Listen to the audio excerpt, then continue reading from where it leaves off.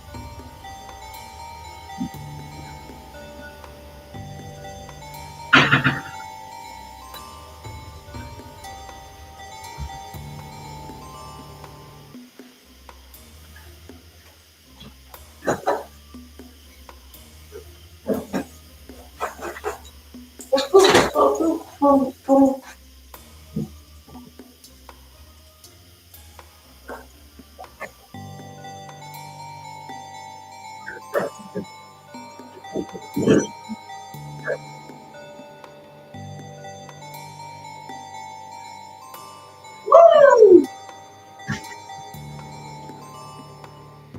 Hey, everybody.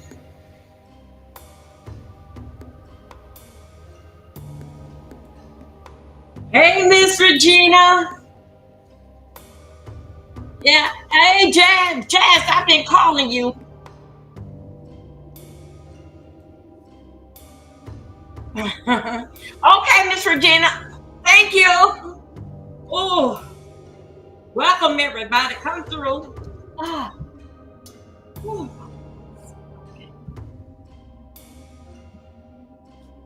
We finna drinking up this here. I got two backups right there. Ain't got that gone. Hold up. Do you hear any?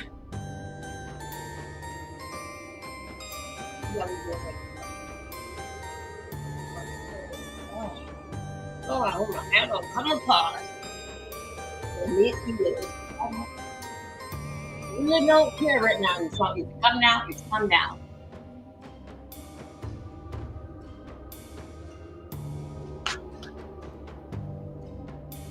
Okay.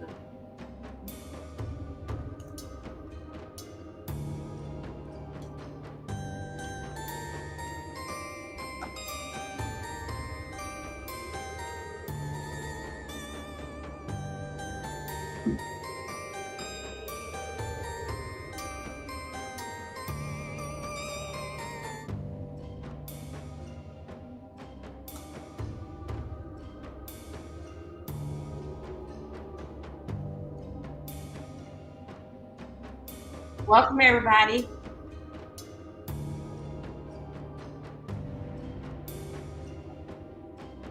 Okay, I can get ready. I can start. Okay.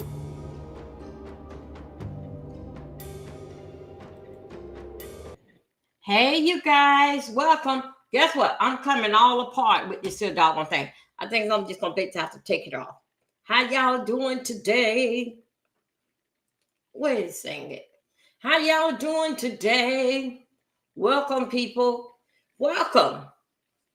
Y'all, I've been getting up and down and all around. I had to put up my shields up for the fall, winter. Okay, so I put them up, and I was in now. Y'all, excuse me, but I'm here.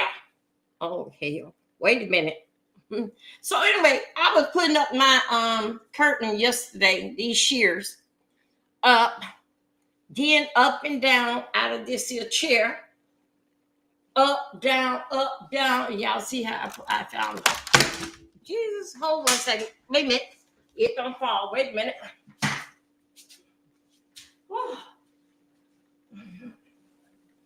Okay, come on, camera. Okay. See?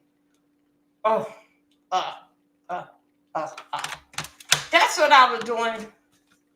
Well, how this thing here go up here, there, down? Hold up. Yeah, I got it. So, anyway, I got my, look at me.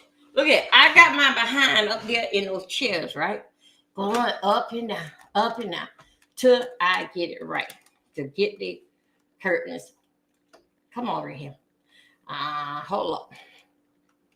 Sometimes I can get this thing lined up so good, and sometimes it just messes up. Okay. Put that around there. Y'all, in a few minutes, I'm gonna pull it off. Anyway, you guys, welcome. I got my Halloween color in the background, and I just was playing some Halloween music that they put on. Look at me. My God, today. I put on some. Oh, that's too. I had put on. Hey, you guys, welcome. Let me see. I'm good. So anyway, I put on some Halloween music as what that they had put over here in Restream that we can basically use. So that's basically what you was listening to. Okay, next thing that y'all, it's a lot of things going on. As you know, I am the beast of y'all. Come on, let's get up the light. Get up the lights. When you get up the light, it will let more in, and it will basically kick me in the algorithm that hey, it's something that I'm talking about that people wants to hear. Okay, so please, thank you. Now, let me see who I got, Mr. Jimmy in there, and I think I got Jazz. I got Jazz in here. Wait a minute. Yeah, I do. I got her in there. So anyway, y'all, we got to keep Jazz in our prayer for a speedy recovery with good health, because that she been under the weather for the past like 6 months now. So anyway, y'all, let's keep her in prayer. She is original for around here, but she have not been out here dealing with her sickness. So anyway, we're gonna have to keep her in our prayers. Y'all, I did quite a bit of research. Some things that we have heard about, but I don't think so that most of like with my generation of 1967, really did look into the history of it.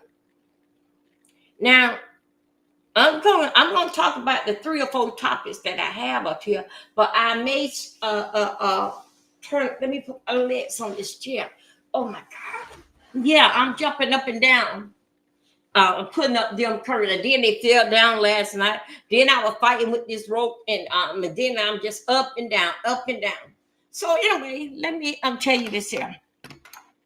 As in our generation, my generation, I just decided during the night and finished up today with the history on the White House.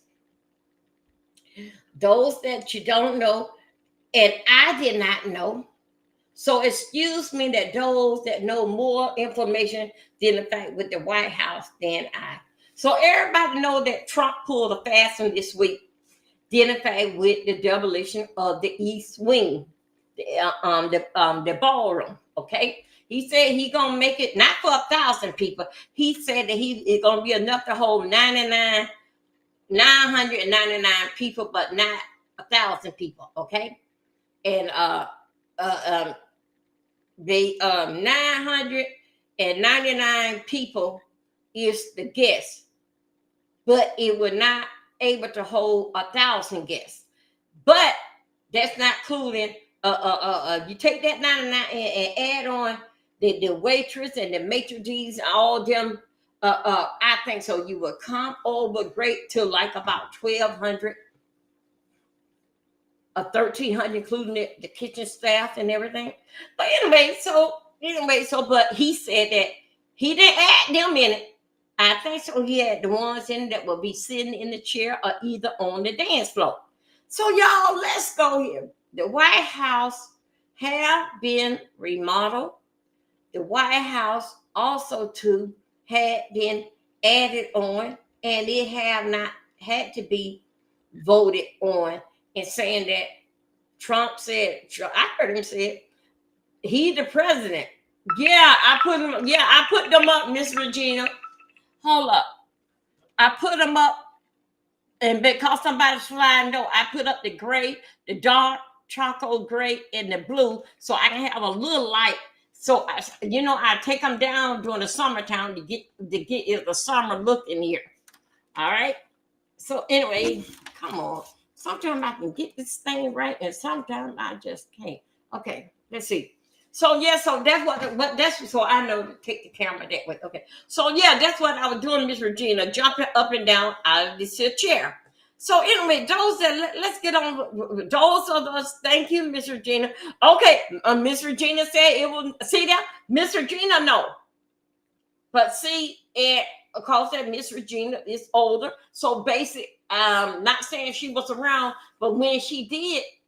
Was born and able to understand, they brought that basic in her generation of what really happened. But with these kids here today, they don't know what happened, and I didn't know what happened until when they did a deep dive on the White House. Yes, the White House had been burnt down before. The White House also had other presidents come in. No, they don't need for them to vote on it. Trump said that he the president, he the people president. And as you know, those that keep saying that it's the White House, yes, the house is white, but it's the people house. And I heard Mr. Tim be saying that, why would they won't call that the people house? All right. But yes, it is called the people house, but they put so much, if the house is white, but it's the people house. So I'm going to share that with Mr. Tim when I see him go live in. But the White House, I want you to listen to what I say. The White House had been burnt down. Okay? The White House had been remodeled. The White House been through some changes, and they didn't need all these votes in to do it. All right, with the White House, I'm going to show you something. I don't know if y'all want to see that now or want me to get down to the other stuff. But anyway, Miss Regina put it up there, 1902, when the White House got burnt down. You will see fire coming from everywhere, ladies and gentlemen. And also, too, let me tell you about the fact that this is fire. The British, they walked into the White House. And when they walked in there, they looked around and said, spacious in this. They burnt it down. But guess who put the flame and the fire and everything to it for their freedom? It was black. It was black slaves that partnered in for the freedom themselves.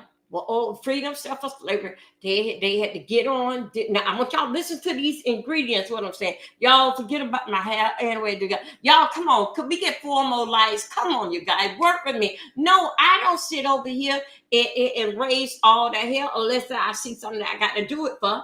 But other than that, I'm basically here to into politics, and something goes on in the be safe, but my time is so entertained in with the politics of what's going on around the world till it don't give me enough room to say much about the beat set because that they go against each other and I want to go on better.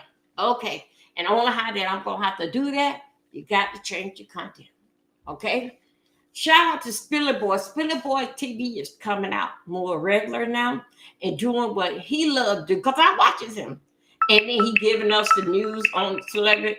Shout out to Spilly Boy that he always did that and that's his thing. But I see him much often. I don't know if because it's Christmas and that he desperate for money. But shout out to Treasure Spilly Boy TV, Treasure Lane that coming out here and doing his stuff into politics too.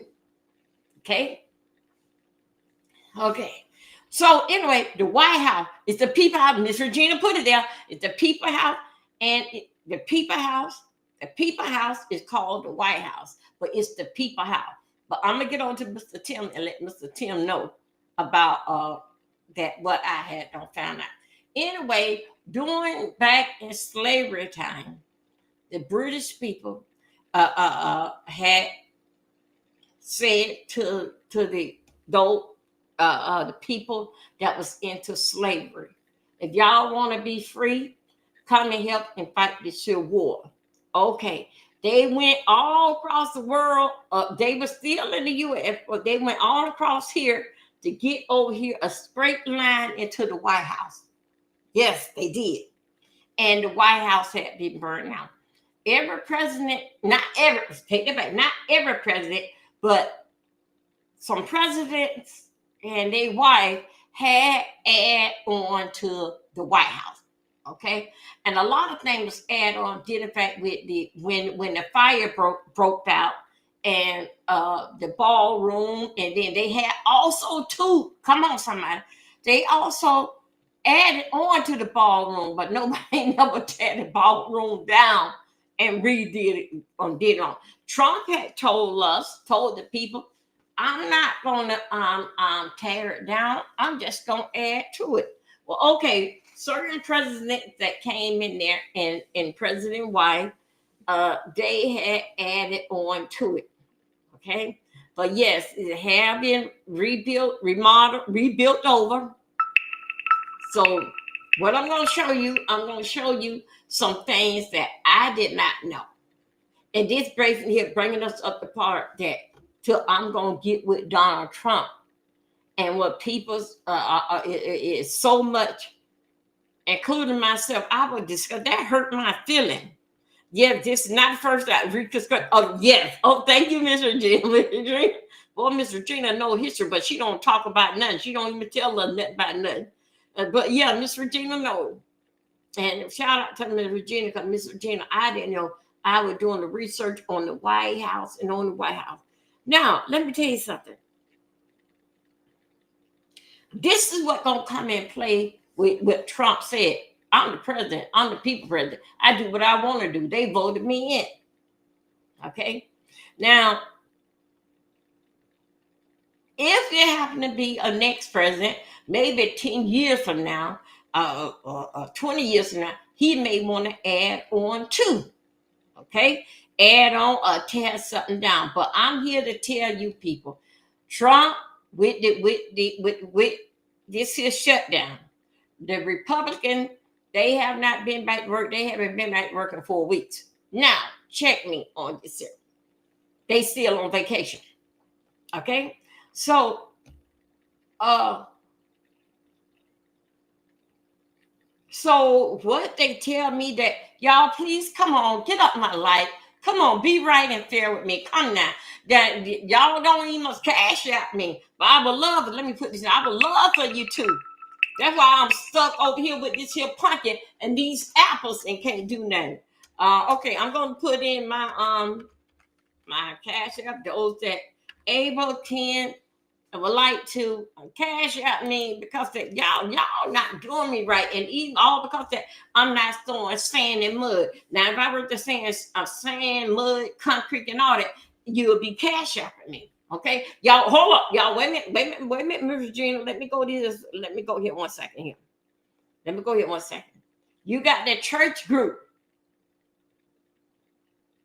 For what I understand, dealing fact with YouTube, we can drop our cash out. Okay, we can't be gambling. Okay, I got that. But you got the church people. It's the B sector church people that don't add it on themselves and call it the B sector of the church B sector. Yeah, that's what they are called now. What do they see? What do? They get up there, and I was over in William McCray room, and they would do like people do in church. Anybody got another $5? Could I get $49? They want you. They hustling the YouTube for the pay for you to get up here and talk. This is a free app. William McCray called out my name 3 times last night. And he came in, and for him to be so smart, he still can't say, he called me Davy. My name is Doe V. He still cannot say my name. But when I come over there and I say hello to everybody, you ain't speak to me. Well, I thought you were a part of everybody. So now when I go there, hello, William. Hello, everybody. He's cool with that. You don't come in here and don't speak to me. But ain't you a part of everybody? Or everyone? Now, he's over there and the church crew. They not going to shut down their lives. They be doing, come on, y'all. Y'all, I got 11 here. Come on. Could y'all give me 10 likes? Come on. Be fair with me. But when I was out here slinging and talking all kind of shit, y'all be here. The doors that's open. Almost knocked me out this goddamn chair. Get out here and see the shit that I be talking about. Now, sorry about that, Miss Regina. I'm sorry about yelling, Miss Regina. So over there in the church crew, they would not shut down their life. They would go down everybody's name. Dovey, could I get $49 on you? That's every night when they go home. You got to pay them. They doing a hustle. I remember back in the days when I was little girl in the Pentecostal, they wouldn't let us go home. We need $300 more to make it $1,000. $300 more. We need another $200 more, another $500 to make. Hold up a second. We need 500. Hey, boy, boo. You haven't heard that? Just wait a minute. Yeah, hey, boo, come on through. So anyway, yeah, I haven't heard from William. Oh yeah, he's here.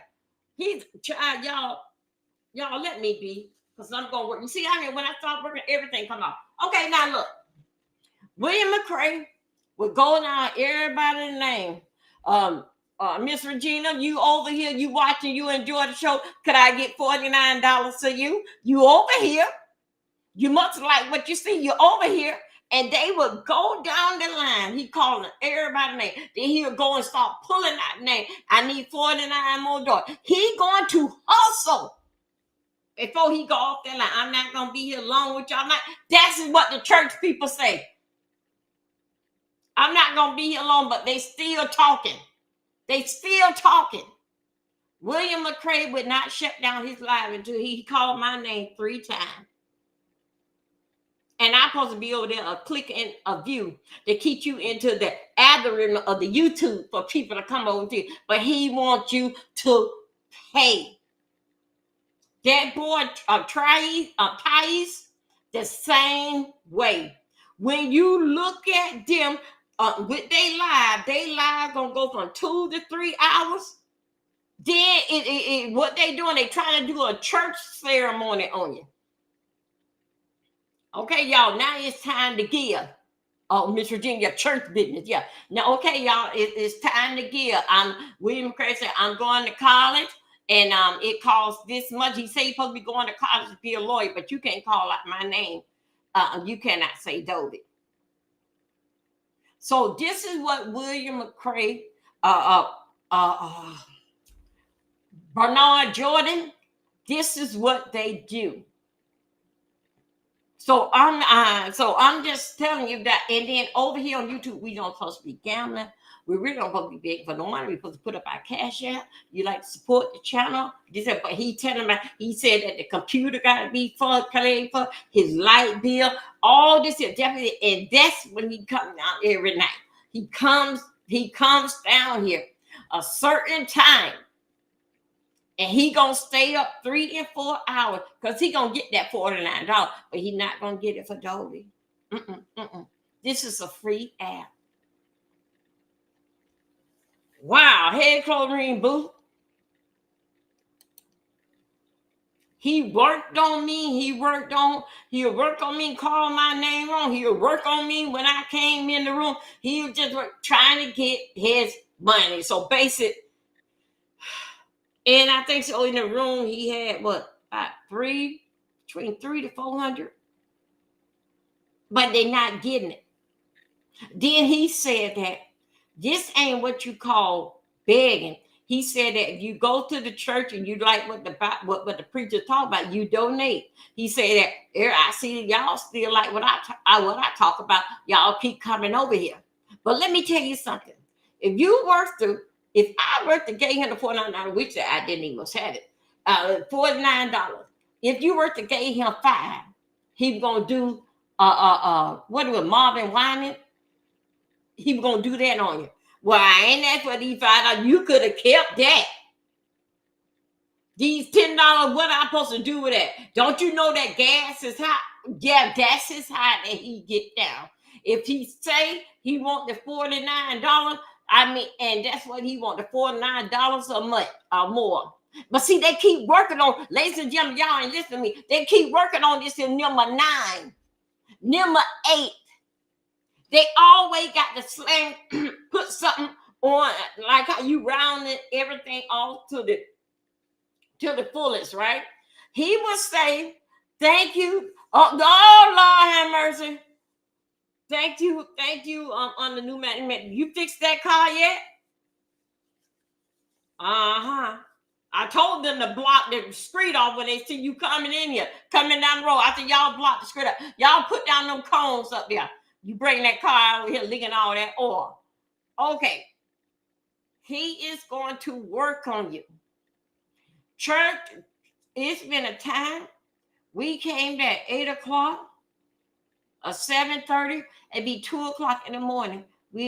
Children are hungry. I'm hungry till we leave church, until the pastor till they get that money.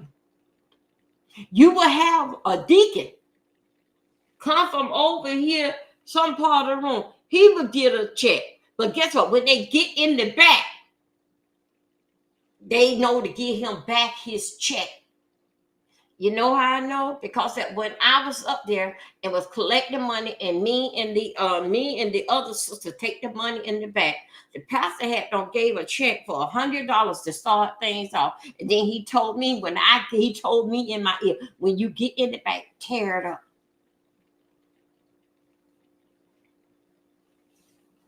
So dealing back with those deacons, they know how to play the game to get you coming with the money. That man worked for 3 hours. You came in here. Well, what you want?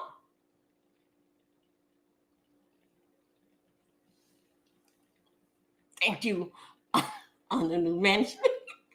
Old raggedy red car. Anyway, okay, y'all. I'm sorry. Let's get back. Let's get back on here. You go over there with lemon.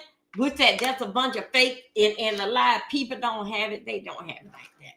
It's not that. Boy, we into a recession. So anyway, let's go on.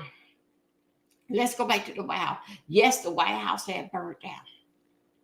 Mr. Jean said it was reconstructed. I think that was construction. Yes. No, they don't need the Senate approval to vote here. If he's the president, like how he said, he can do whatever he wants to do. And I will show y'all that. Also, too, I was doing something on Trump, Fred. What was his name? Fred Trump.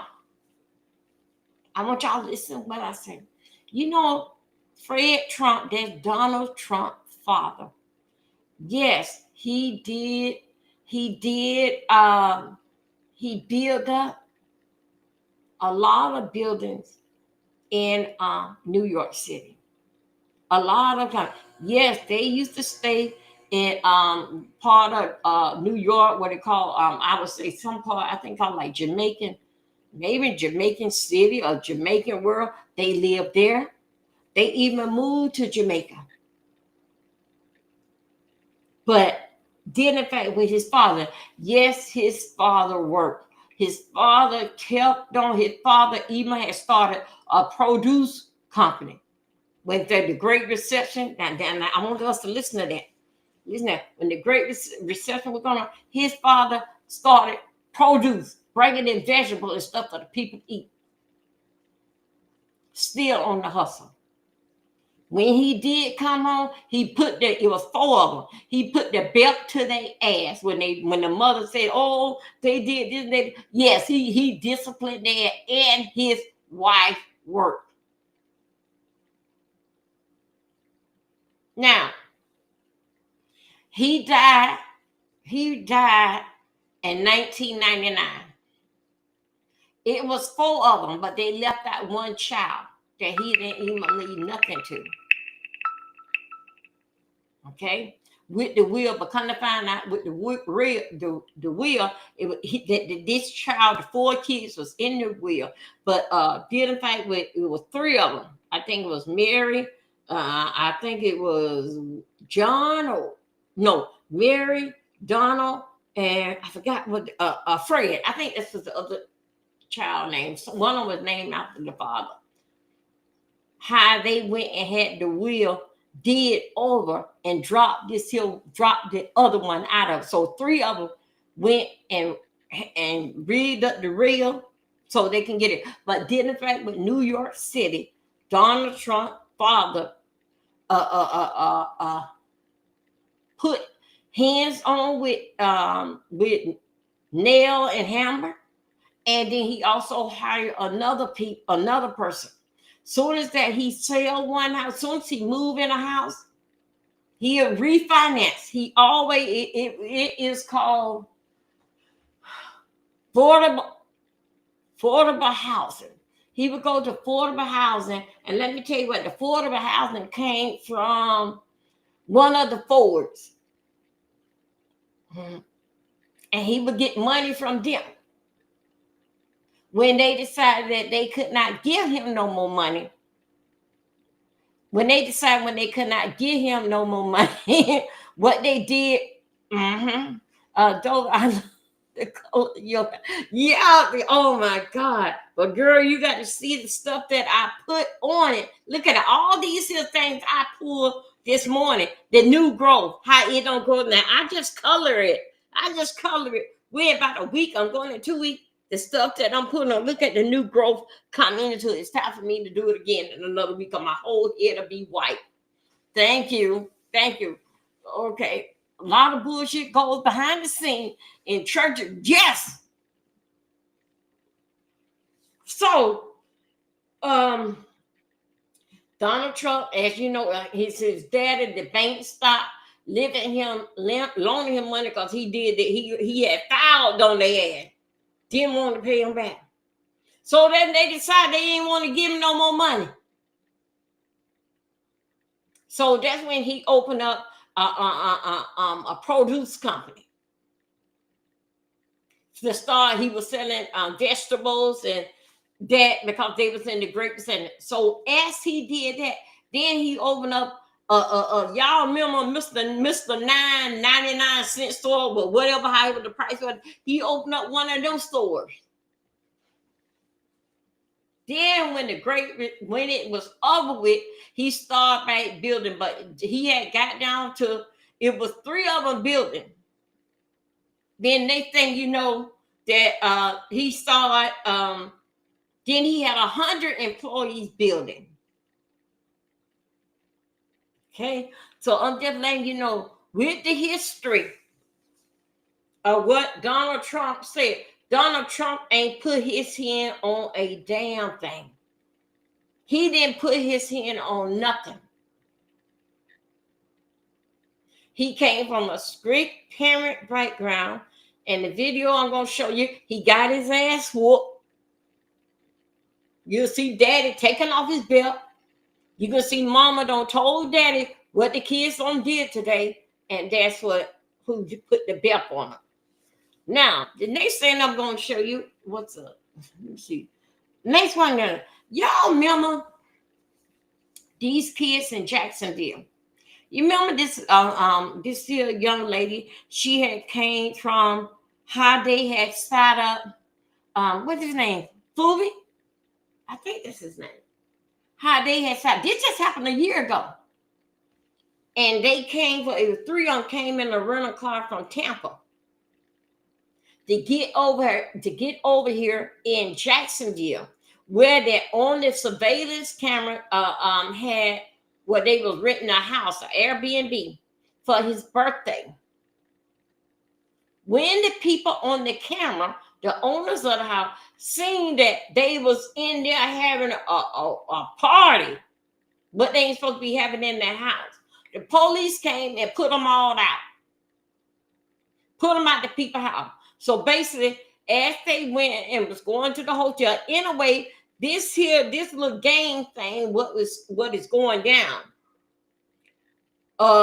One would make about a song, and then he'll go with his people and piss on the people's grave, and all gang related. But you had this here one young lady.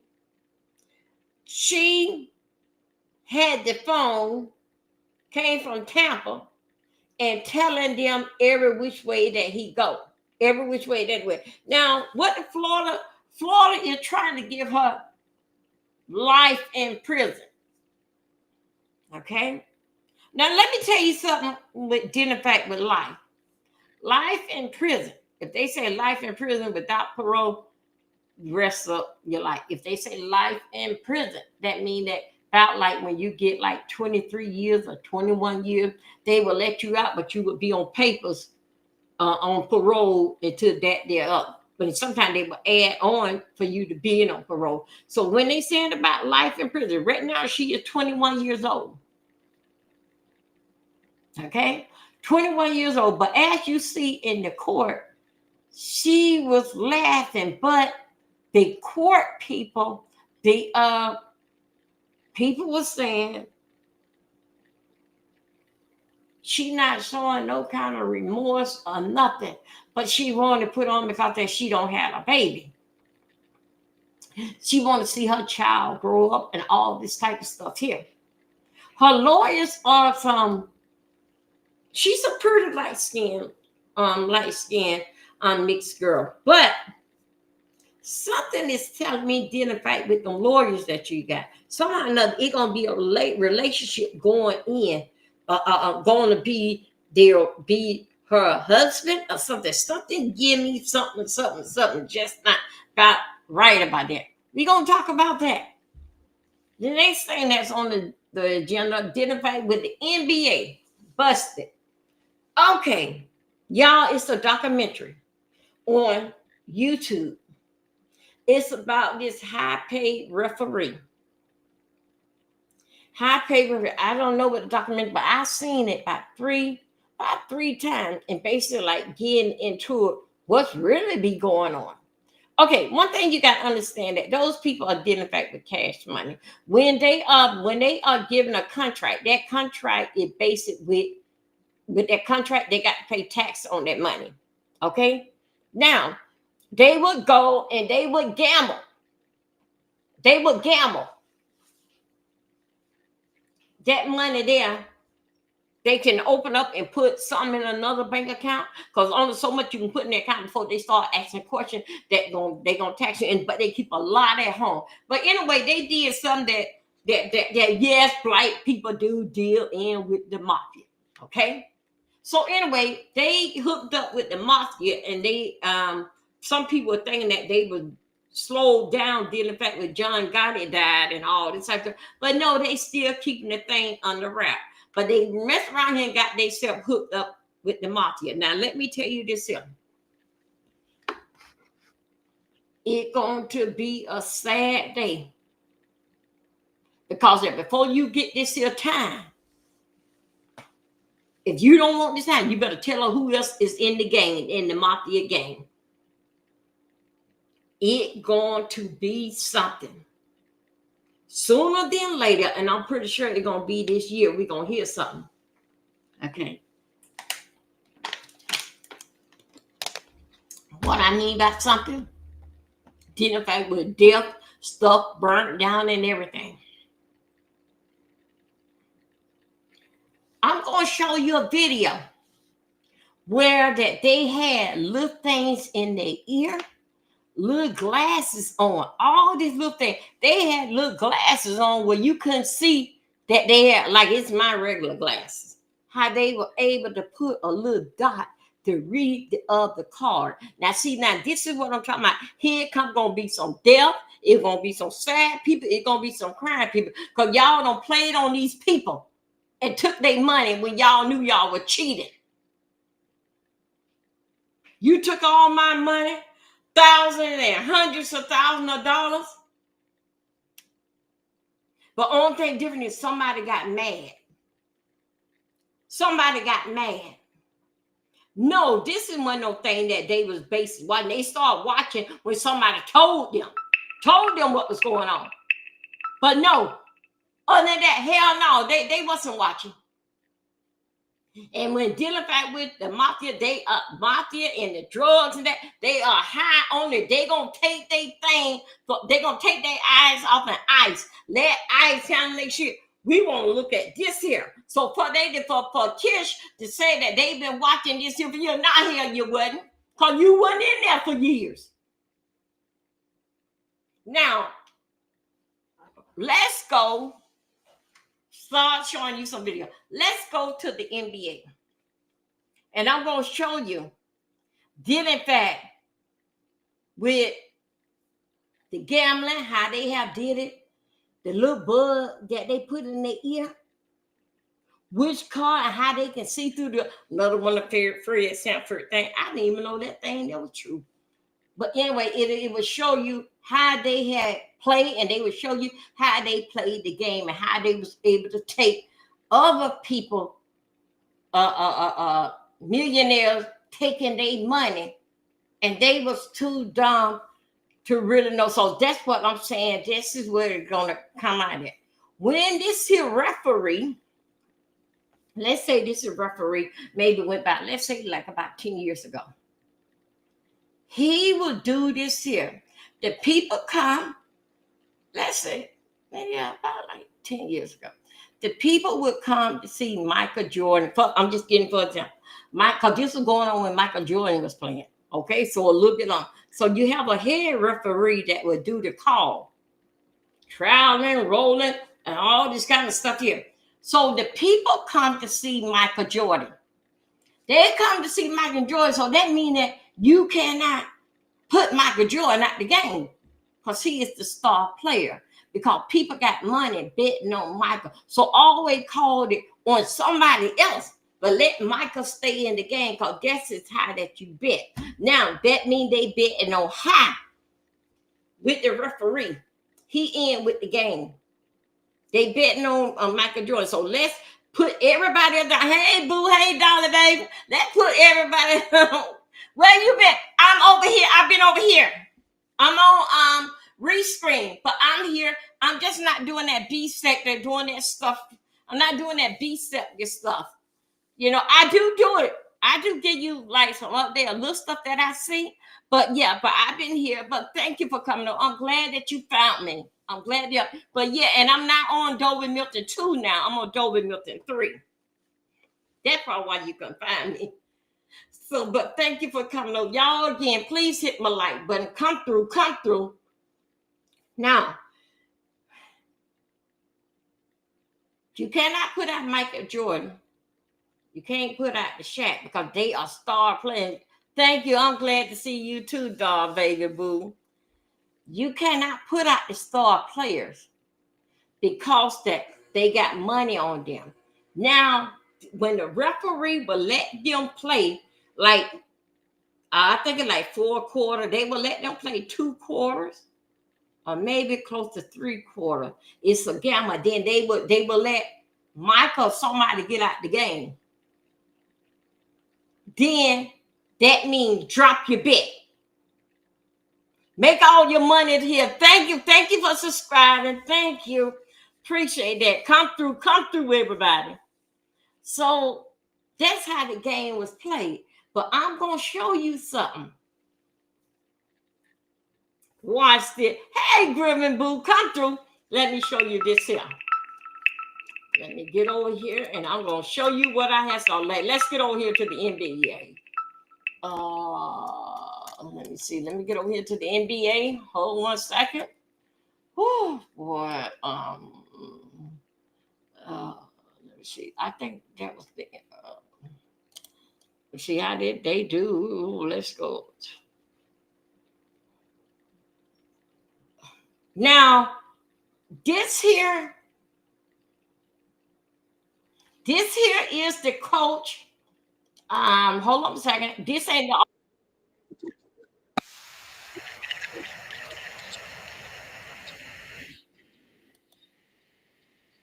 Finals MVP, a head coach, and you're working with the Italian mafia on poker games, helping them over the years win $7 million. Think about that. Imagine you're Terry Rozier.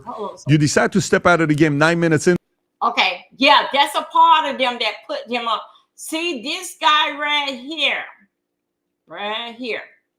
Okay, was not him. Bounce 3 blocks. Good things are going on, and then next thing you know, boom, this is the news. Tim, great to have.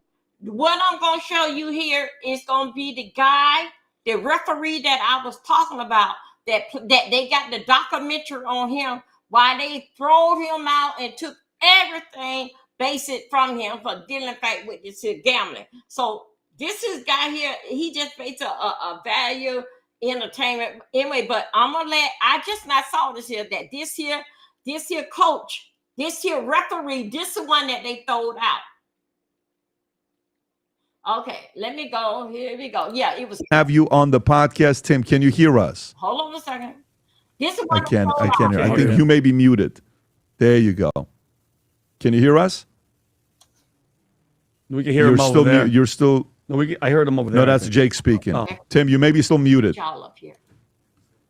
See now. Let's see, because that phone has got the red's got to remove from it. How about now? We hear you now. There we go. So Tim, how you doing? Referee. I'm doing terrific. Good morning, guys. Fantastic. Morning. Fantastic. Appreciate you for making the time. So what do you think about what's going on here? Hold on a second.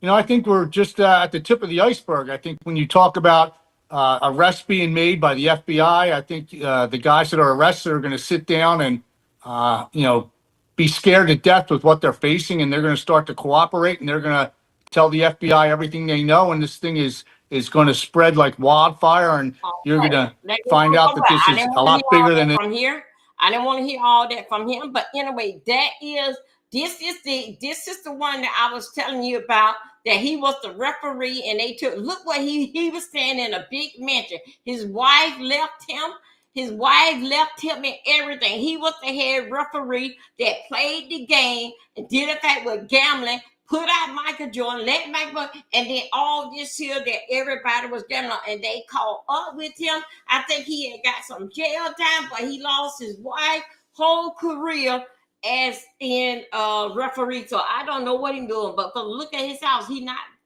in that mansion no more. Hold 1 second. Let me get to this here other one that I was following, and then we're gonna talk about identifying with the game. I'm gonna show you the glasses. See, CBS. Let me see. Let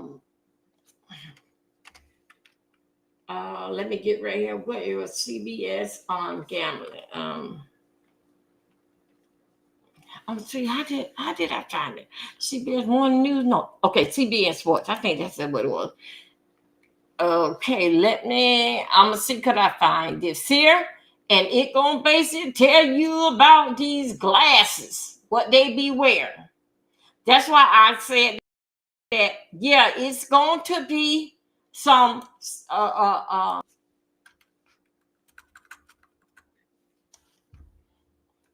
Hold you guys when let me see. Could I get it under here? I had it one time. Oh, um, let me see what they got. Come on, let me see. TVS.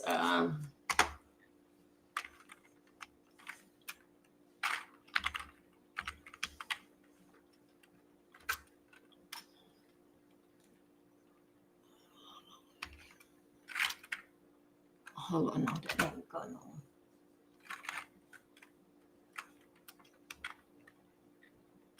Wait a minute, you guys. Give me one.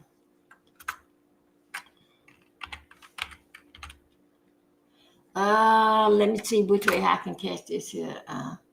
Okay, let me see. Could I get this like this here? Okay, let me see.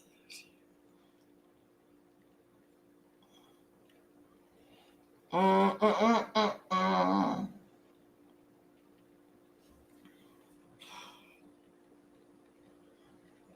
Mm-mm. Y'all don't forget we're gonna be checking on the hurricane. Okay, this is basically this part. I'm gonna see could I pull up more. Wait, let me get right here. Let me get right in here. Let me see what it come up right here. I really don't want to hear too much what he got to say right now. It was in CBS.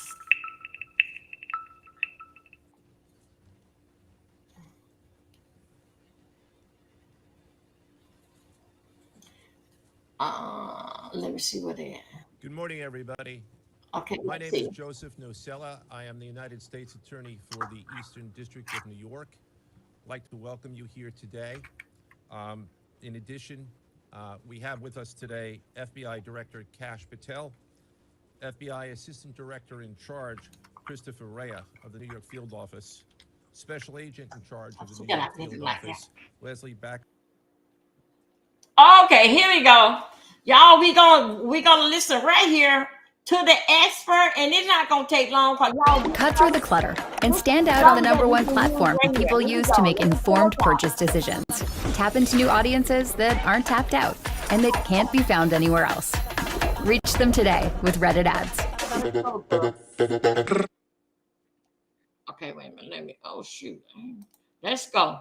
Skip. Let's go. New details of federal investigations into illegal gambling and betting scandals send shockwaves through the NBA. Okay, the FBI arrested 34 people in connection to 2 separate cases, including Portland Trailblazers coach Chauncey Billups, who appeared in court yesterday. So one of the cases involves allegations of rigged, high-stakes poker games. Prosecutors allege the operation involves 4 of New York's most notorious organized crime families and used celebrities to lure victims known as fish. What the victims, the fish, didn't know is that everybody else at the poker game, from the dealer to the players, were in on the scam. I want to bring in Sal Piacente, president of Universal Game Protection Development. Also, I want to say that you're also known as casino consultant and cheating expert. You know a lot about people rigging poker games. Prosecutors say these poker games involve sophisticated technology. Let's start first things first, the glasses. How would someone use a pair of glasses to cheat? Well, you look at a deck of cards like this, for example. You look at a deck like this, and honestly, you can look at this deck as close as you want. You will not see any markings on these cards whatsoever. However, when I put these glasses on, which you see many poker players wear, now it's different. If I look at this card right here, that's a 6, that's a 2, that's a 5, that's a 10 value, that's a 7, that's a 2. So with these glasses, I can actually see the marks on the cards. Now, we tried this before. It worked on some videos, but sometimes it didn't. If you look through that filter, Yes. you might be able to see the mark on that card. Yep. Okay, I got you. Oh wow. There's so many other equipment things too. Okay, we got the glasses, a rigged shuffle machine, and scanning devices. Let's talk about that. Okay, I don't have a rigged shuffle machine here. Okay. They go for 100,000 if you know a guy, which I do know a guy. I'm sure. Yeah. However, what the machine does, It's a deck mate too. It's made by Light and Wonder, the biggest casino supplier. And the shuffle machine legitimately has a camera in it. And that camera films every card being dealt and it knows what came out. And if there's a card missing, it knows exactly what card is missing. Also, at the end of the day, a casino employee could put a deck of cards into that machine, and that machine will put it back in order. Now, the cheaters found a way of putting that camera into the machine, and since it knows what's being dealt, they rigged the machine to be able to transmit to the players on the table who's going to win. Wow. Okay. And you do this by a phone and also through an earpiece. Talk about that. Correct. Well, first I'll show you this. Now you can set this up. You look at this phone right here. It looks like a regular phone. If you put your SIM card in here, it's going to act like a regular phone. However, when I punch in a certain code, then it becomes a cheating phone. If I put this deck on the table, if I put the phone on the table, this deck is shuffled.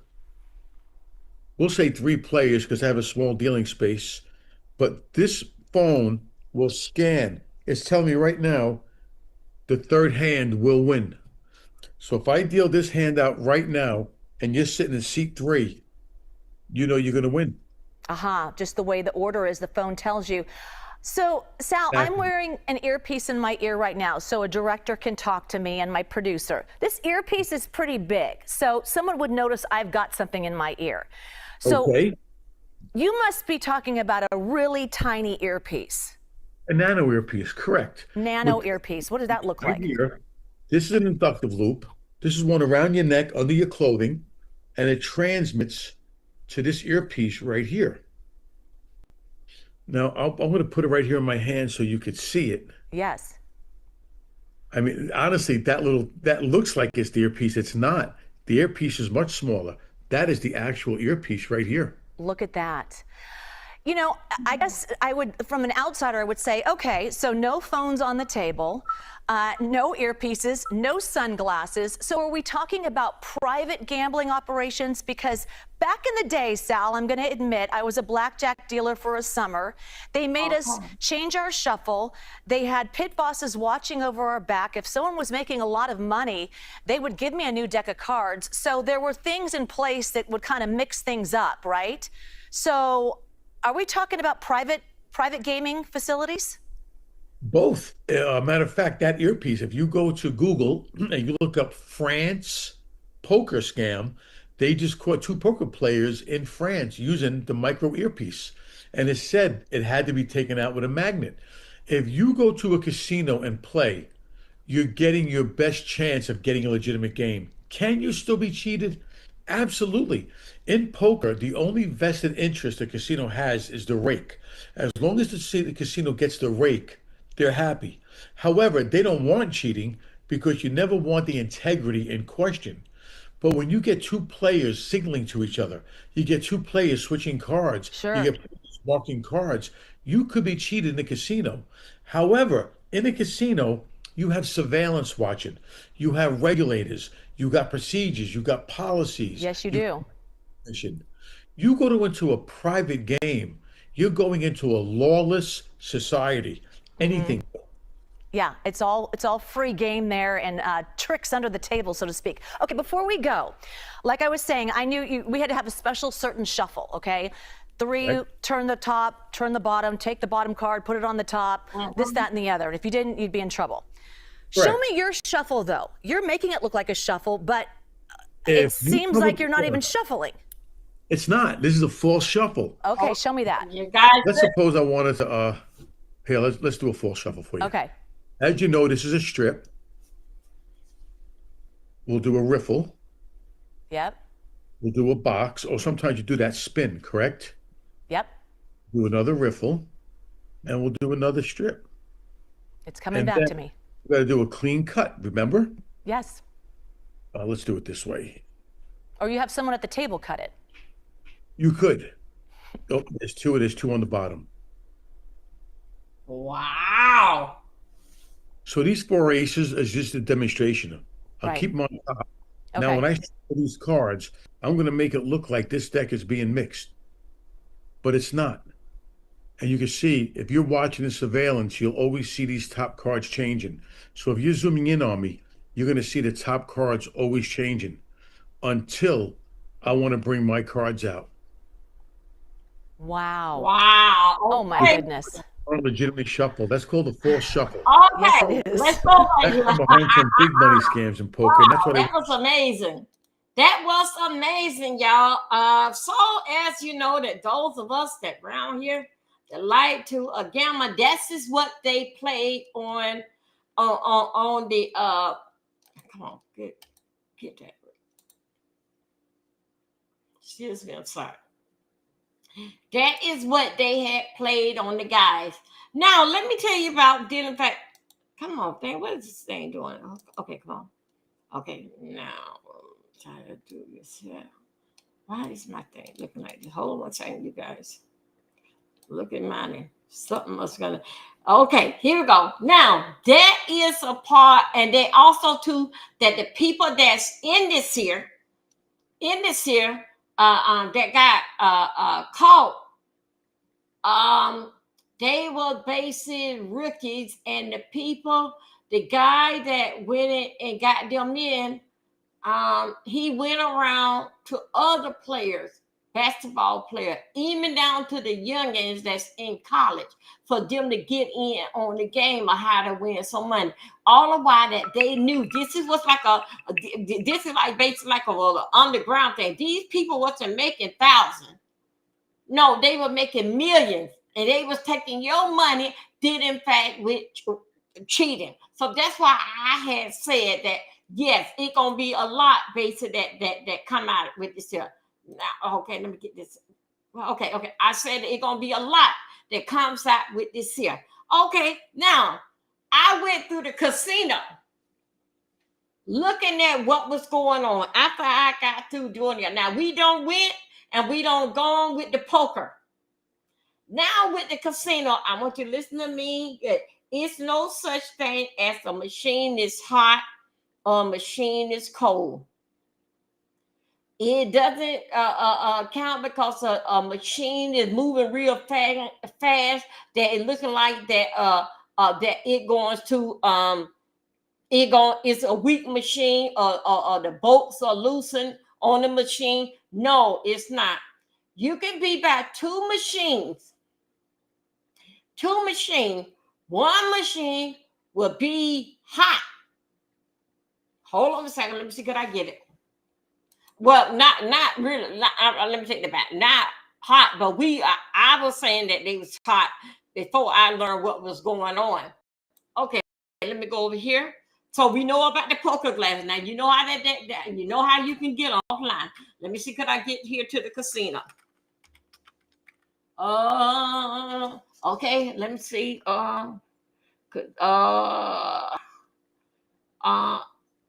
Let me see. Just here, I was okay. Now I'm not gonna go too much, but I saw him playing last night. Okay, I saw him playing last night, and I have played.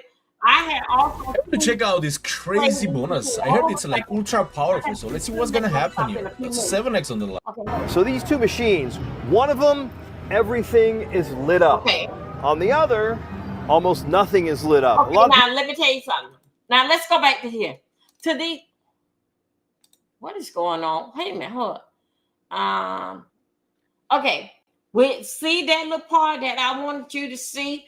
Did in fact with the machine that is lit up. Hold on, let's see. Could I get this right now? Okay, yeah, I got it right now. With the machine that's lit up, you can see that they just about all the way to the top. And you know they go up a little bit more. You're gonna have some rockets come in there and boost it up.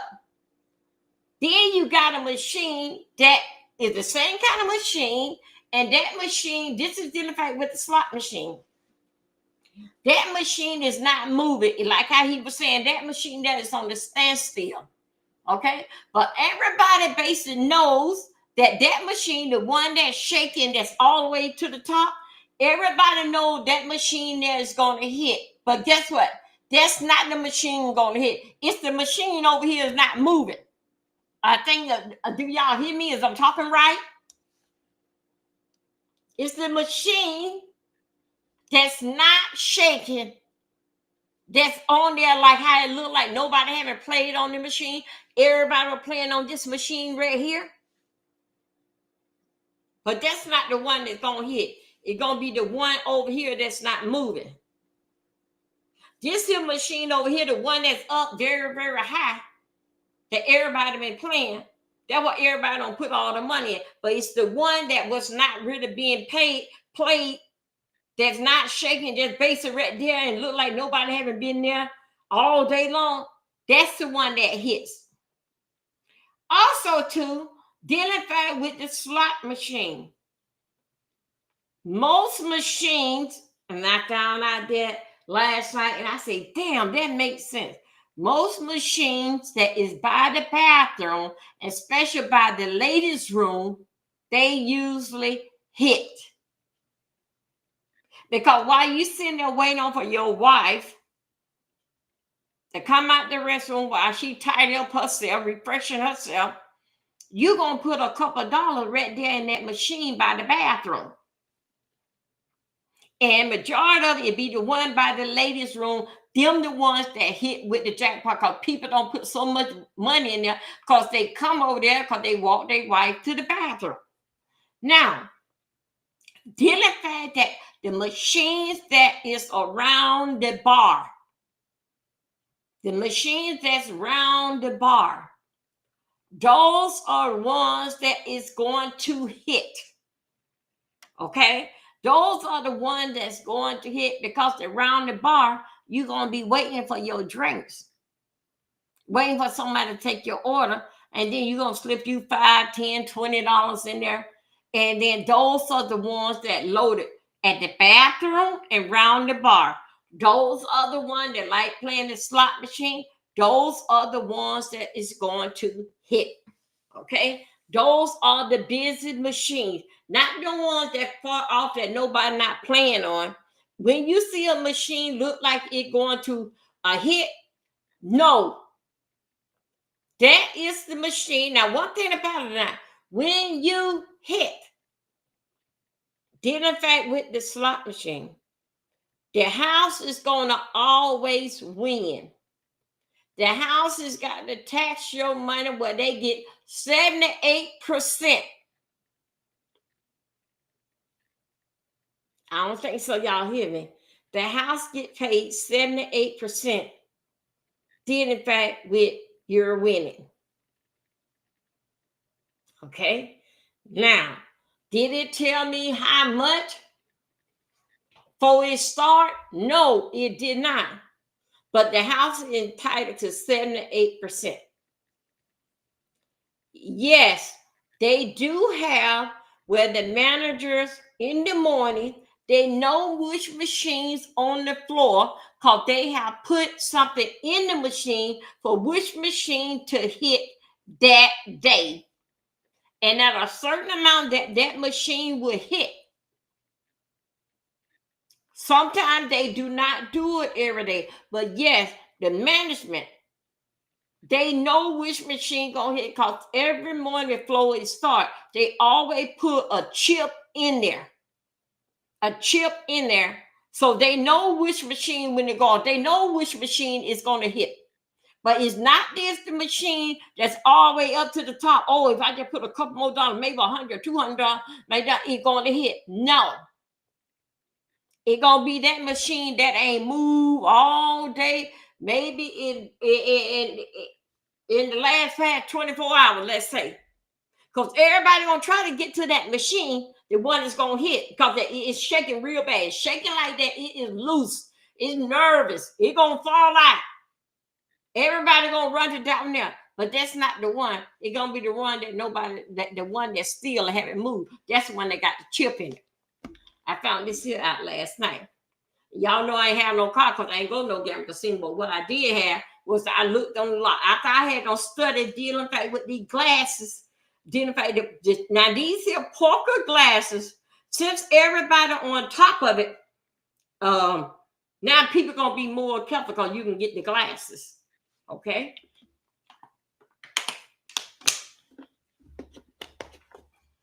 Back in the days, and it's still now, when the person that cutting the cards, it usually be the how people get paid according to the house. And I know my sister, they used to gambling like that, and then they sometimes have it at my sister's house, and my sister just for cutting the cards or being the host or something, she even make money. Okay, so just let y'all know, dealing fact with the casino, that it may be a bloodbath out here in these streets, because now they took them young kids' money, and a lot of them, because they didn't know, dealing the fact that they were cheating. But when you are in somebody's house, that's a private thing. Okay, so just let you know. But at the casino, yes, they do know. At the casino, they would invite celebrities in there. They know which celebrity is coming in there. That's how they know that it's going to be a good night. They know celebrities just don't pop up in there. They know where they sit. They will sit by certain dealers. You're going to be over here. I'm just looking for example. Over here on Dolby's table. She is a celebrity. And then a lot of people wants to play with that celebrity. All while that celebrity is getting a cut out of the money. The house getting a cut. And basically like whoever that's win. But majority of the time, because of the celebrity there, they basically let the celebrity win. Because the celebrity one that brought all the guests around to the poker table. They do have a schedule or what celebrity is coming in. I seen the documentary of Michael Jordan. Michael Jordan said that he didn't have no gambling problem. He said he had a problem. He liked to compete with others. But he said it wasn't no gambling problem. He said just like when he was playing basketball. He said no, he didn't. He said he just like competing. And so anyway, that's basically it. So now dealing fact with these slot machine. Slot machine, it ain't no such thing that one is hot and one is cold. Also, too, in the slot machine, when you go in there and let's say you got $100, start off playing the 25. If you want to be there all day, start playing the 25-cent machine, not the penny machine, the 25-cent machine. The 25-cent machine will bring you back your 1,000. After that, your 100. So, in other words, in your pocket, you don't got back your 100. Now you're going to gamble with this 100. Then, after paying the 25-cent machine, then go up and play a machine that is the dollar machine. Do not go over $1.50 in those machines. Go to the old machine. Everybody wants to play the new machines. All right, the new one, the new color. Everybody want to go there, but you go to the old machine with your $100.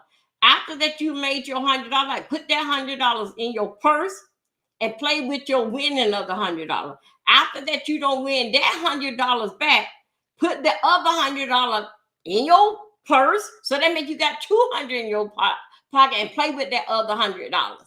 Okay, because remember you only came in there with 100, so it based when before the night with you would be the winner because that you came in what you started out with it was the $100.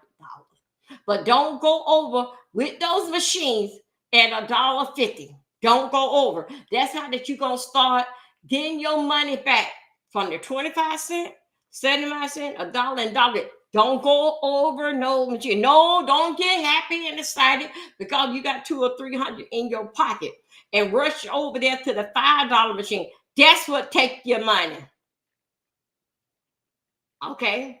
Now, one about now with the old machine, 25 cents, not the penny machines, the old machine with the 25 cents. No, you don't want to do the penny and the dime machines. No. The old machines that the ones start out for to get your $100 back, start out with the 25-cent machine. After that, you reach your $100, pull out of that 25% machine. Now you want to play for 50 cents or 75 cents, but don't go over $1.50. That's when those little machines start taking it back, and it will play with you that you is going to win. You gonna be, if I just hit it one more time, you going to win. No.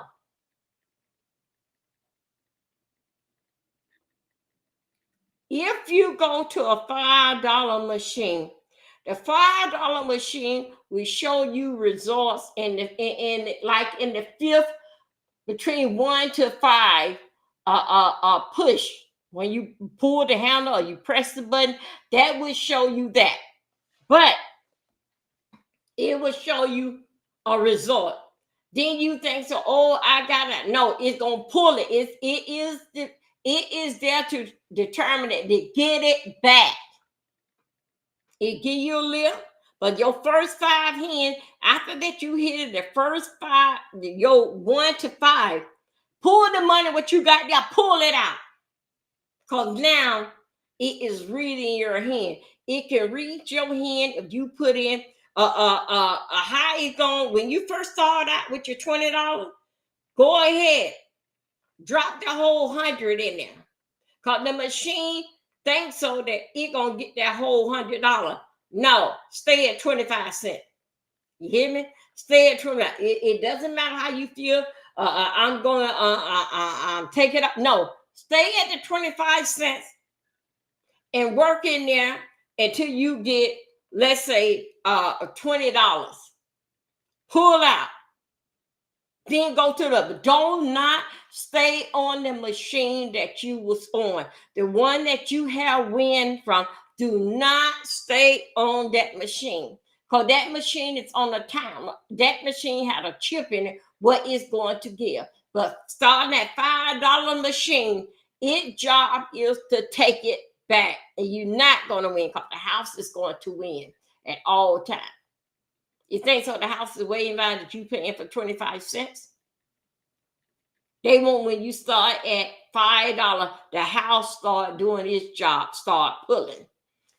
Okay, this is what I got on the gambling. Now let's go over here. Don't y'all forget, we got a hurricane that's over in Jamaica. Let me talk about this hurricane for a minute, and then I'll let that be the base, like the last thing. Let me talk about this. Jamaica is full of shit. They on that bullshit. Y'all just had a storm a year ago, what, back like in September? Y'all had a storm. Y'all didn't get no hurricane insurance then. Because know why? Because that day, hold on a second. Because that day depend. Let me get myself right back up here. Where I'm at? Oh, Jesus. Where am I? Hold on a second. Let me put this in here. Stop screaming. Okay, Jamaican people is on damn bullshit. Because you know what they do? They round there. You just you've been there all your life and have a hurricane. You know that you're going to get hit every year. Some don't be as hard as the other one. Right now, you at category number 4. They saying allegedly it may be a 5 when it hit. Last time when it hit so hard like that was Wild Gilbert, came in 1989, 88, or 87. Something around about there when Wild Gilbert came through. But right now, they saying that it's going to be another Wild Gilbert.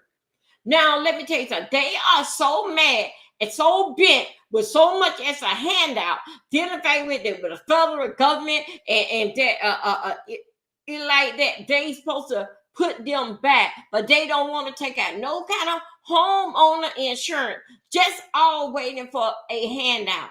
And then just for that, y'all know I rocked that with it until the storm come through and was over with. But still, yeah, they didn't come back and let us know how Jamaica is doing and rebuild it. How is they doing?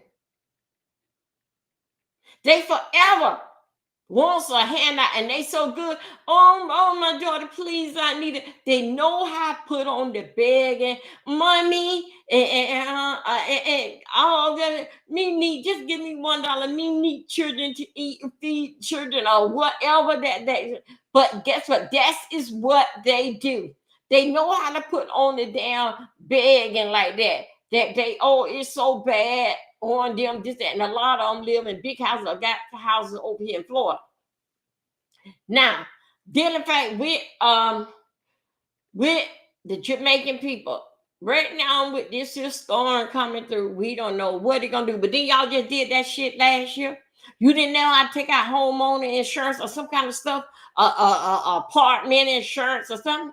You didn't know how to do that because you didn't want to. You let the federal government, like it's their time, like that you base it on overcome. That's why the federal government played possum on they damn man. Because that, guess what? He from Jamaica and he know how his people works. They forever got their hand out. And also, too, what I want to know, because that a lot of them left their country, because guess what? They think so that they country, that they owe their country something. They'll come back, do a concert, but you're going to pay. When they get out of jail, first thing they do, they want to hit at home and do a concert. But then, in fact, with the storm that they going through, nobody, and you're back with that goddamn plywood and tinfoil on top of your house. Then they just blew it off the last year. As far as I'm concerned, some of you have not recovered from last year. You ain't learned yet. You've been to Jamaica all your life. You got some water surrounded all around you. You ain't learned yet. Some of you wants to leave here from fact. Leave here. Leave Earth. And as you know, Jamaica is the second country that is in the world with death. That with no problem. It ain't nothing for them to cut your head off or cut your hand off with a cutlass. Most people that over there got into a fight, they got a scar somewhere in their face, even down to the ladies, round by their ear. They have, you see them on video.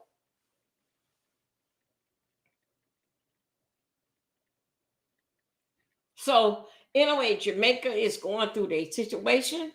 And we gonna be watching that storm. Now I'm gonna come over here. Let's talk about this here trial. Let's go over here with this here trial. Let's go.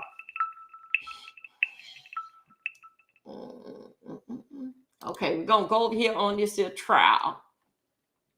This is the trial that is going on, and I'm gonna track it. I'm gonna track it.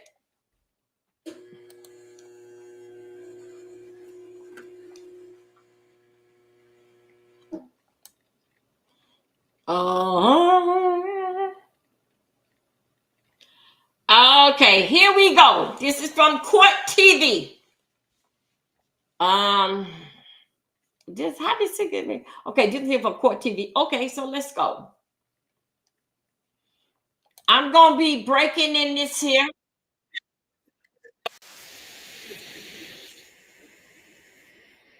Okay, I'm gonna be breaking in and out of this here. Hold on a second.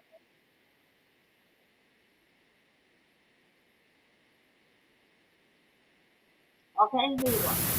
When we responded, I was alone on a patrol car, yes, sir. Okay, and was there another patrol car or other patrol officers that were responding in their cars to that area? Yes, sir. And was this occurring at around 6:40 a.m.? Does that sound right? I'm gonna So based on the information provided to you by Lieutenant Cheek, did you respond to the, I believe it's called the Baymont Hotel on Oakbrook? This is the young lady, Keisha. At some point, did you enter the parking lot? Yes, sir. And once entering the parking lot, did you visually see the Chevy Cruze? Yes, sir. Was it daylight at that point, or was there at least some light? It was daylight. It was daylight. And was the Chevy Cruze displaying the license plate 0F30BNRI? Yes, sir. And what was the vehicle doing when you saw it? So as soon as I hit the parking lot, the vehicle was front-facing parking. That was when I made contact with the vehicle. So it was pulling into a parking spot? Yes, sir. And you say you made contact with the vehicle. What exactly did you do? So I got behind it, I activated my emergency equipment.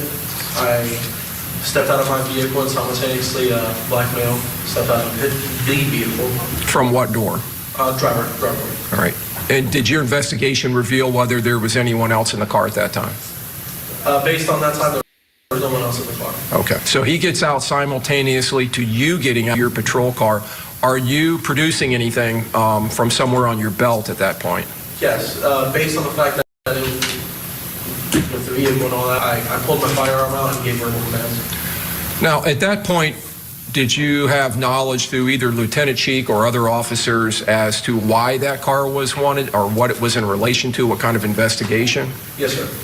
And what did you know at that point? At that point, through running the vehicle through Florida's database and CIA. Living the last moments of his just barely 27 years of life here on this planet. Young man up.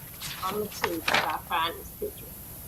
He didn't know as he was out with friends celebrating his birthday that he was being watched. Hold on a second. That he was being followed. He was being stalked. He was being stalked. Okay. Stalked and observed while he was celebrating. Stalked and observed by a group of killers, a group of conspirators who were now executing a very premeditated plot that had been hatched and birthed days before. A plot that had been hatched between them with every single one of their collective evil intentions directed into one common purpose, one common goal: the premeditated murder of Charles Jones. Hold on, let's see. This group's collective hatred and animosity, which drove the... What I'm trying to do is to get y'all the rundown on, okay, hold on a second. I'm trying to get y'all the rundown on who they are talking about. Okay, here we go. All this is tired of having to stream in 720p in StreamYard or having to pay more to get 1080p quality? We got you. Here we go. I'm not a lawyer, but we got a new trial. So this is 21-year-old Alicia Andrews, and she could be sentenced to life in prison without parole if a Florida jury believes that she participated in taking the life of this 26-year-old man named Charles Jones. The trial has just started, so let me give you a recap of day one of Florida versus Alicia Andrews. So as I said, this is 21-year-old Alicia Andrews, and Florida prosecutors say that she, her boyfriend at the time, Isaiah Chance, and 3 other men traveled from Jacksonville, Florida to Tampa, Florida with the goal of killing 26-year-old Charles Jones, aka Julio Fulio. And the motive, according to prosecutors, was a gang war that has been going on for years. The evidence will show that these gangs have been at war for several years. And when I say war, the evidence will show you this is a war going on in the streets of Jacksonville. Charles Jones belonged to and was affiliated with a group known as 6 Block. He was a member of that organization. 2 other gangs in Jacksonville, ATK and 1200, were affiliated gangs. They despise 6 Block. And the level of hate between these groups is a mutual hatred. According to prosecutors, Julio Fulio was not only a member of the gang 6 Block, but he was also the face of it, and he used his music and social media platform to disrespect ATK, and they say ATK did the same thing back to him in 6 Block. He produced music videos where he would travel to the gravesides of these individuals, or a graveside that was used in lieu of their graveside, and do things during the video like lay on their graves and sing around their graves and use sarcastic lyrics, pour champagne on their graves, rubbing it in the faces of ATK and 1200. And ATK and 1200 were no better. They did the same thing. You're going to see videos from members of that gang. One young man in particular, Kenyatta Bullard, known on the streets as Young and Ace, And the days after the murder of Charles Jones, he produced a song just within almost 48 hours and put it up, talking about the murder of Charles Jones, the specific facts of it. So that's the backstory and what prosecutors say was the motive behind the death of Julio Fulio. So his death occurred in June of 2024. At the time, the war was still actively going on, and Julio Fulio was preparing to celebrate his 26th birthday. He posted some flyers on his Instagram account of where and how he was planning to celebrate his birthday. My official birthday party, June 22nd at Club Teasers, and gives the address. So he is making it very well known when he puts this promotion out, where he's going to be, what address he's going to be at, and when he's going to be there. According to the prosecutor, members of ATK, particularly some of the people on this picture, took note of Julio's post and then put together a plan to take his life. Prosecutors allege that the plan included Alicia Andrews looking for a place for the group to stay in Tampa, Florida. She sends that this message on June 21st. Hey, could I book a B&B in Tampa? This is 2 days before the murder. This is what we are hearing. This is from the young lady. The young lady. This is what we're looking at her tweet as that she communicating, but she's supposed to be on probation. Okay, so in other words, as you see, at 21 years old, she was already about in that life of sneaking out of Tampa to hit over to Jacksonville. So if it says that she were to get life or get so many years, they're going to add on for violating probation, the time that she would have got if she were to have violated probation. So she did violate probation because if she left Tampa to come over to Jacksonville. Now, one thing I got a problem with this story, cause that she made reservation 2 days before the birthday, for the birthday party. It's not nothing wrong with it, because at the beginning, you might want think about you was going to go. But all of a sudden, as you get closer to the day, hey, let's ride out to Jacksonville. So that there, I can defend her on it, because that did in fact with my life. I jumped up at the last week as the church was having a retreat, a revival, and I jumped up in church for leaving at 2:30. I jumped up at 2:15 that same day, and I decided after the church don't plan it for a year or 2 years, I jumped up then and said that, hey, I was going to go to the retreat. I had to drive my car. So that there, I can understand if she waited 2 days, 2 days before that, she'd say, okay, yeah, I'm going, yeah, let's go to Jacksonville. Yeah, this is on the internet about the birthday party. Let's go over. Now, I can defend her on that, because that it ain't necessary that, it doesn't matter how long that he had up the post. It doesn't matter how long he had it, and it was advertising. You probably weren't thinking about you were going to go then, and you was on probation. But now that you decided that, okay, yeah, let me go and take a ride. You're going to be safe. So that will happen. So I got to give her kudos to that. It could be at the last minute. Okay, here we go. Hey, what's dates you need? Tomorrow, but what day do you have available? How many bedrooms? Like 2. A few moments later, a screenshot of an Airbnb message is documented. The message is addressed to Rashad Murphy, confirms his reservation at Lagoon Oasis 9703 Gazebo Pond in Tampa, June 22nd to June 24. One of the other members of the group, whose name is Rashad Murphy, ended up actually booking the Airbnb, but prosecutors say that Alicia is the person who initially did the reach out. And then from there, the men in the group began packing up the cars. Now we go to the 22nd. This is the residence of Sean Gaithright, one of the conspirators. That is Mr. Gaithright walking out with a large duffel bag, and Isaiah Chance walking out with bags. And you'll see they start loading that black car, which is a Chevy Impala. That is the car transporting the assault team. And they load the bags into the trunk, and you see him bringing out another large bag.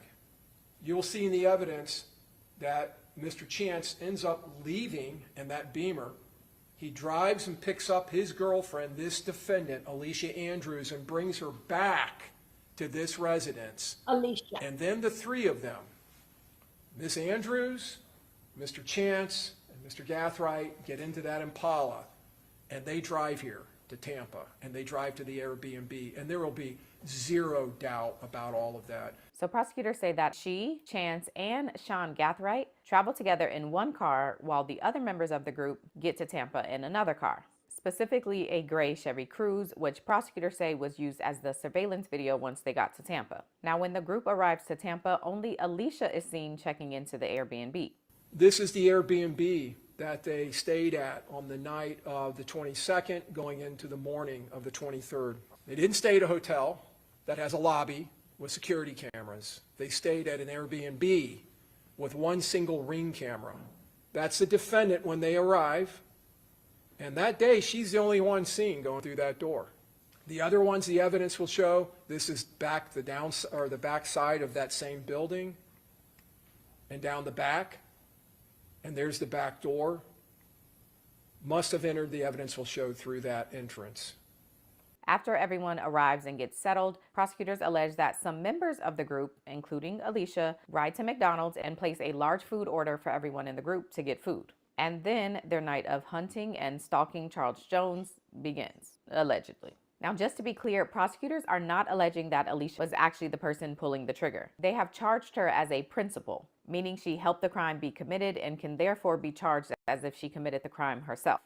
The law of principles, if a defendant helps another person to commit or attempt to commit a crime, that defendant is a principal and must be treated as if they had done all the things that the other person or persons did, if we prove this beyond a reasonable doubt, that they first intended that the crime occur and did some act or said something, anything, that was intended to and that did incite, cause them to, simply encourage them to, assist them, or advise other persons to actually commit that crime.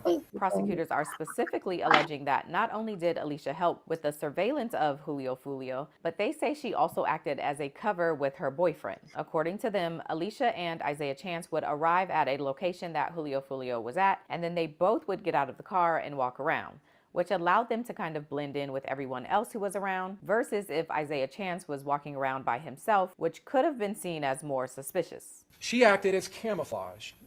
She acted as a disguise in and of herself. Now they're a couple. Now it's not just a single person who may be seen as threatening or may draw attention. This is just a couple walking around in the parking lot in a club where a lot of people are milling about in groups. And then, as I just mentioned a minute ago, it's her phone they're utilizing, you will find in the evidence. Your online store is getting traffic but no sales, or you're struggling to optimize conversion rates. Boost AI search and discovery. There she go right there, you guys. How you doing? You see the defendant opening the phone for Mr. Chance, and you can see their COVID masks. One is wearing the blue COVID mask that was so prevalent in 2020, 2021, and she's wearing a black one. This is Mr. Jones and his friends arriving at that club. 2:22 in the morning. That, again, is several minutes off, but it's about that time. He's now leaving. It's 2:46 or about that time. And what happens at 2:47? This car up here in the upper right, that's on that road, which is Nebraska, is pulling in to the north end of the parking lot of Teasers. He's walking out of the club on the other side of the club, and out of the blue, the assault team vehicle is pulling into the club. This is Mr. Jones' Charger. You can see the lights starting to light up because they're already inside the car. They're getting ready to leave. That's the Impala that has come in on the north side, gone down the west side, and is now passing in the front. Now, from there, when Mr. Jones leaves with his friends in the three cars, they travel to another club, an after party. So they go up to the second floor of this strip mall where this club is. And you'll see Mr. Jones will start live streaming with his phone.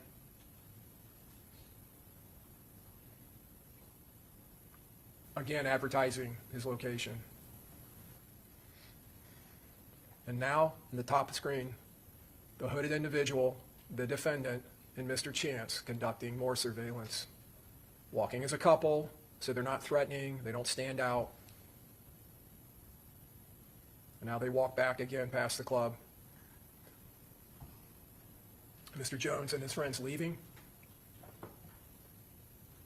And then Charles Jones and his crew make it to their final destination of the night, which was a Home to Suites hotel. And after he and his crew arrive, Alicia Andrews and Isaiah Chance arrive shortly after in the gray Chevy Cruze, as well as the other men that they were with in a black Impala. Julio Fulio tried to check into the hotel, but since they had arrived so late, there were no rooms left. So Julio walks out of the hotel and then chaos. This is Mr. Jones arriving. Mr. Jones in the red stocking cap pulling up his shorts. He walks in the hotel. He had attempted to make a reservation here, but because they appeared so late, it had been given away. You'll see him come back and get into his car. That car entering right there, that's the assault team. Y'all, we're going to be covering this here starting tomorrow. That is the surveillance and reconnaissance vehicle. It goes down, does a 3-point U-turn, and comes back. And now we're mere seconds away from the attack on the Charger, on the attack on Mr. Jones. Down to the lower left, you saw the shooter with the automatic Glock. And you'll see it come to fruition here, directly into a vortex of high-powered rifle fire. Jesus Christ. Oh my God. That's the Charger at the impound lot at the Tampa Police Department. You can see the impacts. Every one of those yellow stickers on the hood, the side, and the windshield are all impacts. Charles Jones, aka Julio Fulio, ended up losing his life, and 3 other people that were with him celebrating also got wounded from the gunfire. The day after the incident, prosecutors say that Alicia and the 4 men that she was with leave the Airbnb and head back to Jacksonville. Alicia, Isaiah Chance, and 1 other member of the group specifically take an Uber back. The defendant and her boyfriend, Mr. Chance, and Mr. Rashad Murphy traveled with them in that Uber. There's the Uber receipt, $187, 3 hours, 25 minutes, 208 miles.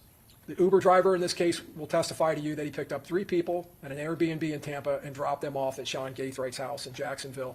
Now, 2 days after the incident, Rashad Murphy is the first person to get picked up, and they find him in Georgia. Then a few days after that, Sean Gaithwright is picked up in Florida after he's pulled over for a traffic violation. Damn. They get him out of the car, and they end up searching that 4Runner. And inside of the 4Runner, they find several items: Glock magazines, a Glock extended magazine, components for AR-15 rifles, including a brace. About a month after that, Alicia Andrews and Isaiah Chance get arrested at Isaiah's house. Now, July 27th, that individual sitting in the rain, kneeling there at gunpoint, is Isaiah Chance. Officers arrived at that residence, his residence, and placed him under arrest for the murder in this case. And there is the defendant being brought out of the same house where she was with Mr. Chance. You head to the party? Hey, I heard this one's gonna be a blowout. We got ultimate blowouts. Now, why am I showing you this photograph of the defendant? Isaiah Chance's street name, gang name, and social media name is Gudda, or Gudda Man, okay. G-U-D-D-A. Tattooed on her body, underneath her clothes, is the name Gudda. Not only on her chest, but on her neck. So that's the prosecution's case. But Alicia has pled not guilty to all of this. And not because she denies being there. Her defense actually seems to be that, yes, she was there, but she had no idea what any of these men were planning, and therefore she did not and could not intentionally contribute to this crime. No evidence whatsoever that Alicia Andrews wanted Charles Jones dead. No evidence whatsoever that Alicia Andrews did anything to help that group of men kill Charles Jones. Ladies and gentlemen of the jury, you're not just here to deliver a verdict. You are here to right a wrong. And so are we. From there, her attorney lists a number of reasons he says Alicia is not as connected to this case as the prosecutors are making it seem. And he starts with telling jurors that Alicia went on that trip because she thought it was a weekend getaway for her and her boyfriend. On the weekend, Charles Jones was killed. Alicia Andrews was on a weekend trip with her boyfriend, with only one agenda, to be with her boyfriend. 2, Alicia Andrews is not in a gang. 3, with the exception of her boyfriend. Okay, you guys, let me give you an update. Basically, going on. It's several things that I am covering today. I'm covering this storm right after I get through with this one here. Then back with Alicia. After I get through with Alicia, we gonna go and we gonna check on the White House. Those are just coming in here. I'm gonna show you where the White House, what I was demonstrating, talking about earlier, where the White House. This is not the first time that the White House, something happened to the White House. The White House have got burnt down. Okay. And then we're going to talk about, then I'm going to go and let it all wrapped up with the Jamaican storm. The storm, the hurricane that hit in Jamaica, Hurricane Melissa. So anyway, you guys just stay with me a little bit, please. If you come here, please thumb up my video. That is to let more people in the room. Thank you. So let's see. This is the lawyers that's on Alia's.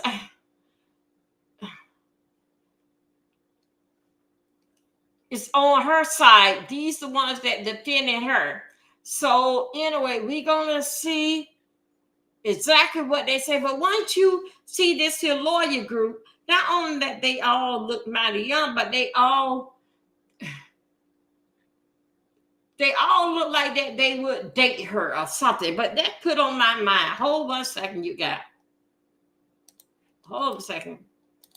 Friend, Alicia Andrews did not know any of those men in that group, and none of those men in that group knew Alicia Andrews.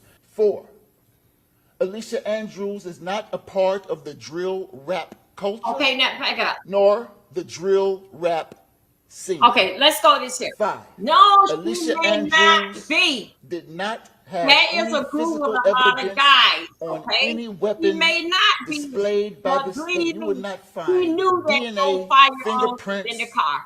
no physical evidence whatsoever linking Alicia Andrews to this case. 6, Alicia Andrews did not have a motive. Her attorney also hints that the relationship between Isaiah Chance and Alicia Andrews was a violent one, or at the very least, a threatening one.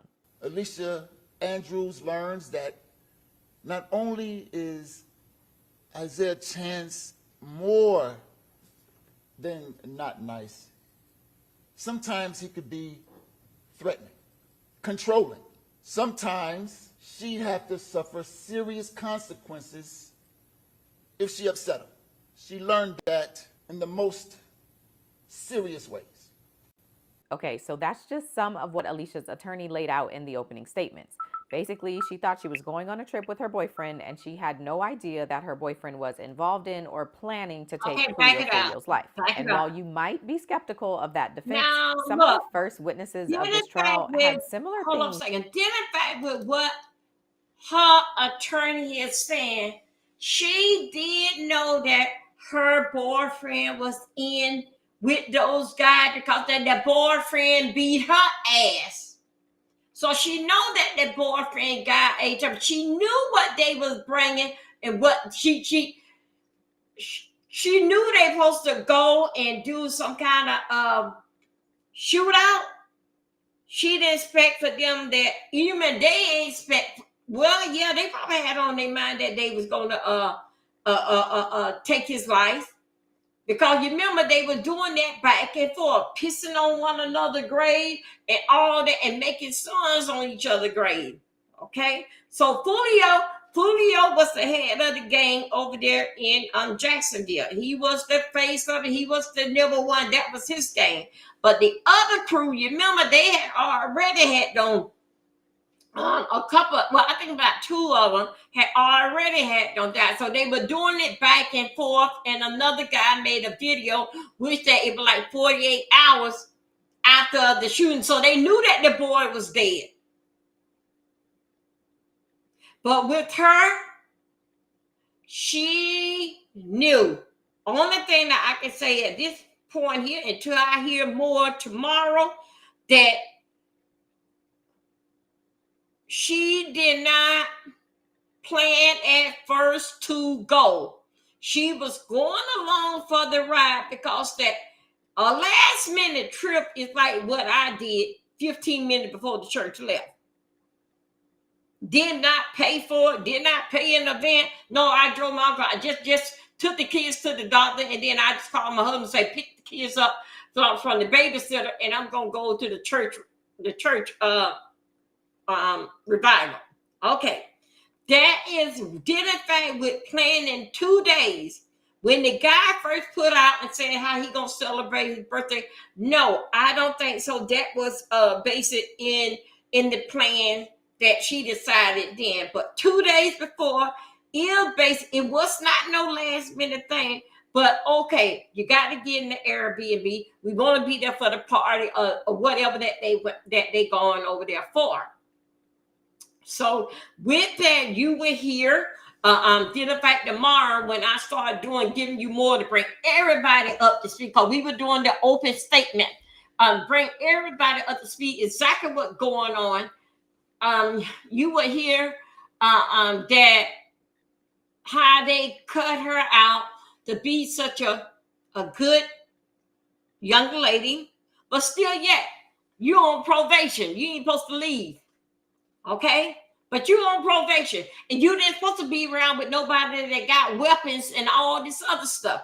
I would base it lay out tomorrow, did in fact that what she was on probation for, and a more deep dive in with her, because it's all public information. Now, when she got into the Uber, they went to bed. Or maybe they probably stayed up all night watching news, but whatever another, they was somewhere in a bed watching TV at the Airbnb. So let me tell you about this here. She knew that they had fire off the weapon because you can smell it. You can smell when a weapon don't been fired. That smell basically don't go away. You can shine it up. But if that gun had on fire, you can, unless you take that gun completely all apart, you can smell that it was. And then also too, with the young men, the smoke would be into their clothes. Because when a gun goes off, it always has some back residue that comes back on the one that pulled the trigger. There's always gonna be some smoke and residue in here, and that smell don't goes off just when I go and wash my hand. No, it gonna take place a little time, like how often it just takes much. Even if they do their hand with alcohol and peroxide and try to clean the odor off of them, it's still, because as you know, in our skin. Wait a minute, you guys, hold on a second. Wait a minute. As you know, in our skin, in our hand, we got little dots. We got little dots that you can't see with the naked eye. That's why when you cut your finger, it's an ouch. So that smell, I don't care how much that they wipe, they clean their hand, they can always get the smell. They can get all that from around their nails, all round up in here. It doesn't matter if they take a bath. So, other words, so she did smell that, and then also too in their hair. She did knew that they had fired up, and don't forget that she helped plan it because that right there, as you can see, her and her boyfriend were walking together. They had on one of the COVID-19. They had on the mask to blend in with others. So even though that she just had a baby, since last June or July to her trial started last week. She done had a baby. So let's not put that because she don't have the baby needed her. Well, okay, yes it do, but guess what? It's still a price to pay when she got on probation. She did not supposed to be around weapons. No weapon, nobody that got weapons, no bad person. She did not, so she already violated. So either way, with her, she is going to be found guilty. But how much time that they gonna give her, I don't know. Cause remember now, she left and they was talking in the car with the bebop on in the car, coming all up here to Jacksonville. Then they left the car. And what did they do? They go all the way back into the Uber to Tampa. So right now, this time here, I'm going to say right now, for what I see, then if they jumping up 2 days before, yeah, it's sort of like, I don't think so. It was playing like, hey, I would say like the one on probably say, hey, let's go over there to jail. But trying to put like, it was a love makeup scene. He been beating her ass for the longest. You know right then that the boyfriend had a temper. Because remember that, Julio them don't kill somebody over there on their end.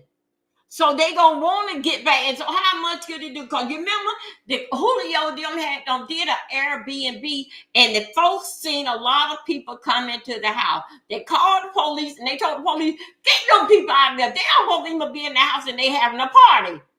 And the good thing that them people did that, because you know what? Julio had them put the Airbnb and everything. They could have came and shot up them people's house, and it would have been more just the body Julio found and 2 or 3 other people that got shot. It would have been more than just that if they were to came in that house and air that house out, because at the same ammunition that they had when they aired out that car, they would have aired out them folks out. Then you come here, go lawsuits, and then do you got homeowner insurance? This young lady was about that life. It ain't too much that her boyfriend did not tell. She probably don't go with the name that called, but if you going with them, majority of the time when you are dating somebody, they basically would let you know that if they having beef with somebody. Now you may not be there when they fire the firearm, but they will let you know that they have some kind of beef. Now, didn't they with the night that had don't happen, the night that happened, she was there. Can you remember her and her boyfriend? Her defense is, well, her lawyer saying that she was not there.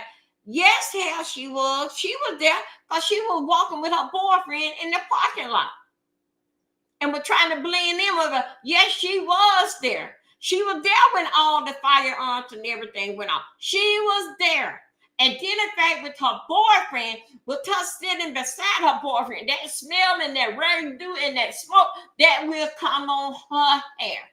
It probably don't come on her hands, unless that she have touched the weapon. But other than that, then the fact that they in the car and sitting by, yes, that smell would come on her, and that smell would be in the car, as long as that firearm is in that car. As long as she's saying about the person. Okay, but it would not show that she had the firearm in her hand and she triggered. No, because she would have residue on her hand. Okay. Let's go ahead and finish up this so we can get over there to that hurricane in Jamaica. We're going to start covering this like the Diddy trial. Self-love probably have something to do. But anyway, she'll be in and out of the chat. We will be covering this here tomorrow. Following this here trial and giving everybody up to date what's going on. So y'all please come in and join me, please. Okay, let's hear the last little bit here. To say. If I would ask you whether you're a part of 6 Block, would you say yes or no? No. Are you a part of ATK? No. Do you know what ATK is? Do 6 Block and ATK get along? I don't know. I'm a girl. You see what I'm saying? You say you're a girl. What do you mean by that? I don't get into all of that. You see what I'm saying? This is a little flip. Come back to part 2 so I can fill you in on what the rest of the witnesses had to say. Okay. Now, with this situation, now one thing you got to understand, she showed. Hey, Alicia Little here, and I'm excited to announce that the third annual. Okay. What this here basic give me dealing fact with her? I'm guilty, and I don't give a damn. It gonna be what it gonna be. I don't give a damn. So for to come off dealing the fact that I don't get into I'm a lady, you tell a goddamn lie, you don't get into your ass was there. You made the hookup and track him down, and you watched it and let them know, and you were there when they fired off the fire. So don't say that you a damn lady. You was a damn lady. Your goddamn ass will be in damn trouble for the first goddamn play for goddamn probation. You is about that damn lie. You are about the fighting. Them fight club. You are about that. Because guess what? I'm going to do a deep dive on your damn black ass and see why was you on a probation. It had to be a crime that was committed. They just don't put you on probation because, oh, yeah, I see you. And I'm just going to put you on probation because I see you. You telling a damn lie. You about that lie. And that sarcastic remark. And then how you were laughing and playing the card. Get this goddamn girl some damn time. How much time? I don't know. But she need to sit in the corner for a little bit. Now, I wouldn't say that 25 years of life, I wouldn't say that she need a lifetime with that patrol. I don't think so. She need. But giving her about 25 years and put into that dealing fact with violating not parole, probation, I would say that would add up to the 25 years.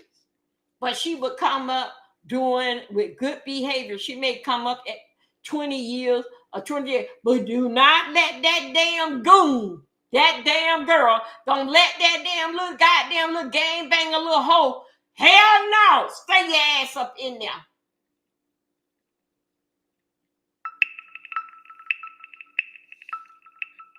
And why you think so that they were gonna feel mercy on you because that you got a child? It's a lot of people don't have kids in jail.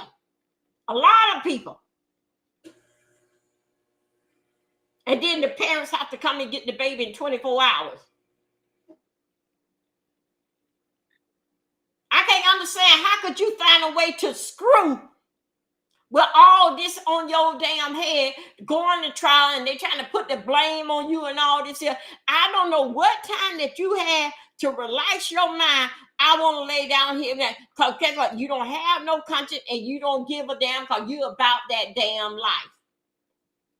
It takes 9 months to have a baby.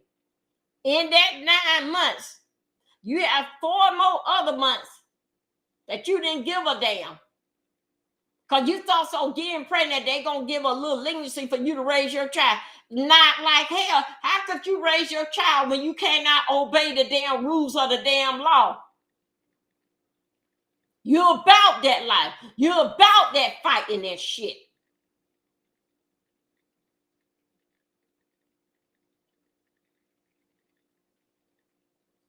You did sign up because they just said that you signed up to Airbnb.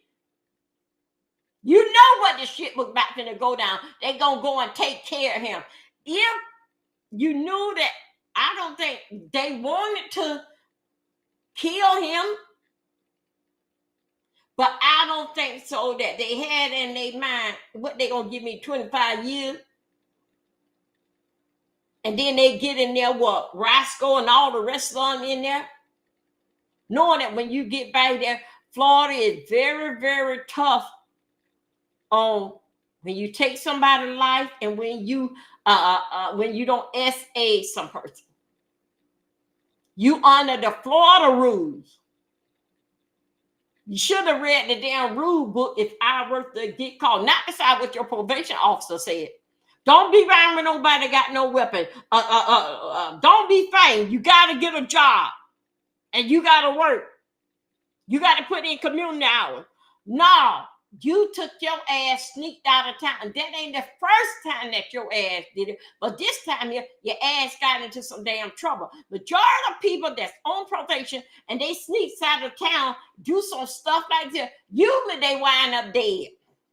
either be a car accident or it was a shootout. You didn't care about your child, or you want, because how could you lay down, get into a relationship, have sex, and don't think about the trouble that you are in until this here get off in your mind? How could that? Where is your conscience at? That how could you go and get pregnant? What time you had the damn court? What time did you have to go? What, my daddy got some money? What time did you have to court to get into a relationship to have a baby? Y'all, you know what? I can't sleep well. It's my bills due, and I don't know where the money coming at. But you is all right with you, knowing that you was part of taking a life, conspiracy to all that stuff, and setting up things. Blend in with the crowd. Came there with your boyfriend. Gave him the password to your phone so he can text everybody else, y'all come on up and pull up. They ain't watching.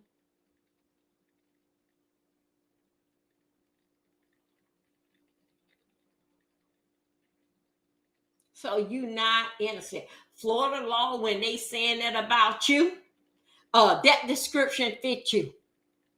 And then sit back there, I don't get involved in that. I'm a lady. Yeah, I be still right there trying to cry damn blood. I would be crying to show these people how sorry that I was, and I didn't have nothing to do with it. You ain't bust a tear, and I will show y'all later on video where they on tape video where she up there goofing off playing and just don't have a damn care in the damn world.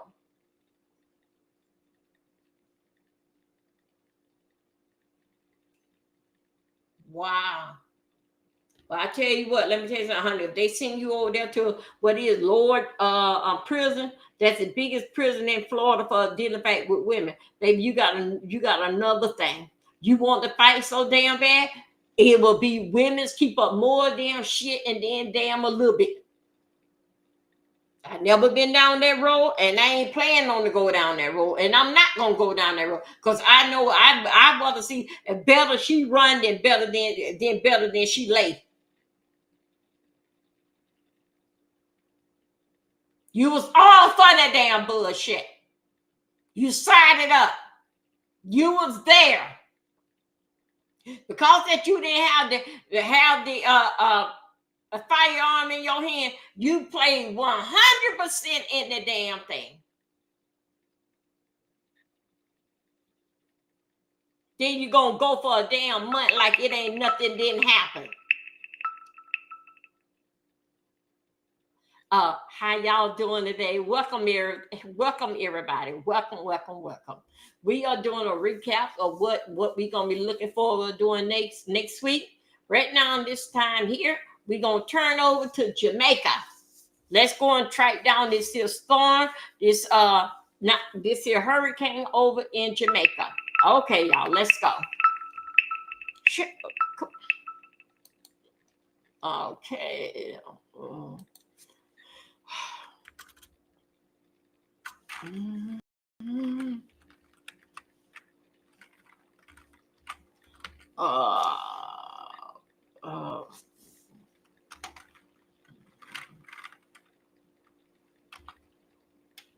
What we gonna do? Okay, here we go. Okay. This is a live. This is breaking news. Melissa resume intensifying near Jamaica. Let's go over here and let's get caught up on what's going on with Melissa and breaking news cover. Wait a minute. I think so. This may be like the 6 o'clock. So we are okay. We are right here in time. Okay. So I have a hot take. AI is not just a buzzword if you use Monday CRM. I'm so glad you said that. So let's the findings. This is in Jamaica. You look at the findings and the recommendations, and a lot of what came out of those recommendations are being implemented as I speak. So our shelters are up and running. Transportation to transport people to the shelters are available. The critical communities know themselves. Rocky Point in Clarendon, Portland Cottage, Bamboo River in St. Thomas, New Haven, Riverton City, Taylorlands. I can go on and name these communities know themselves. They know the difficulties. And with a category 4 hurricane, with the possibility of raising to a category 5, by morning time, there is nothing more we can do as a government but to beg and beseech persons to heed the warning. And if it will help, I will go on my knees.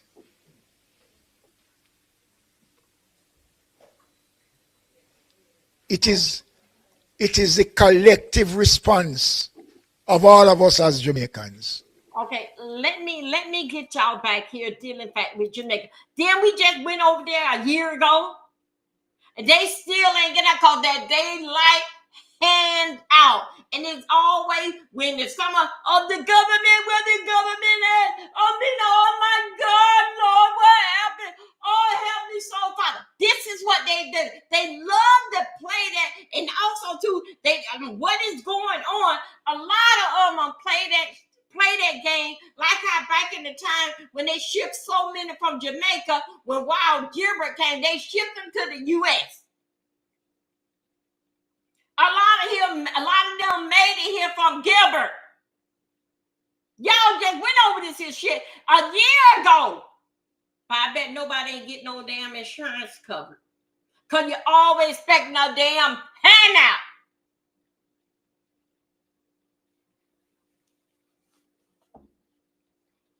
Some of you may not like this type of teaching, but I got to say it.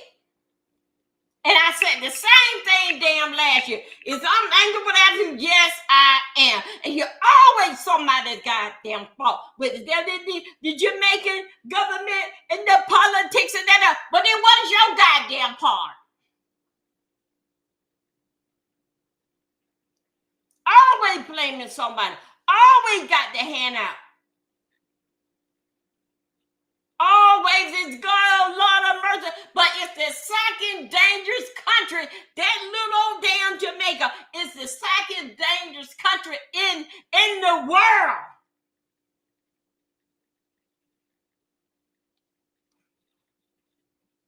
Now let's go over here because it just aches me. It just get on my nerve. Let's see if they boring up any damn thing over there. Let's go over here. They all the time. I mean, I said it over and over again.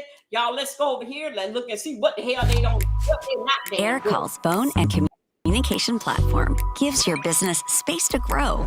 And this is Jamaica. Don't forget, this is from last year. Let me put this up here. Hold up a second. Let me make sure that I got to.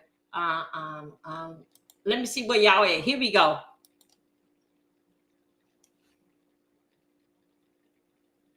Look at this here.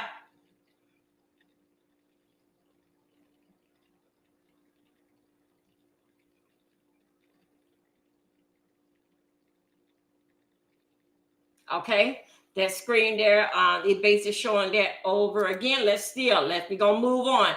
So more dealing with the and the eye's supposed to drop. Okay, hold on a second. Let's go over here. This is let's go over here. Hurricane Melissa is battering the Caribbean islands, especially Jamaica. We're talking about a life-threatening storm surge, potentially upwards of 9 to 13-foot storm surge.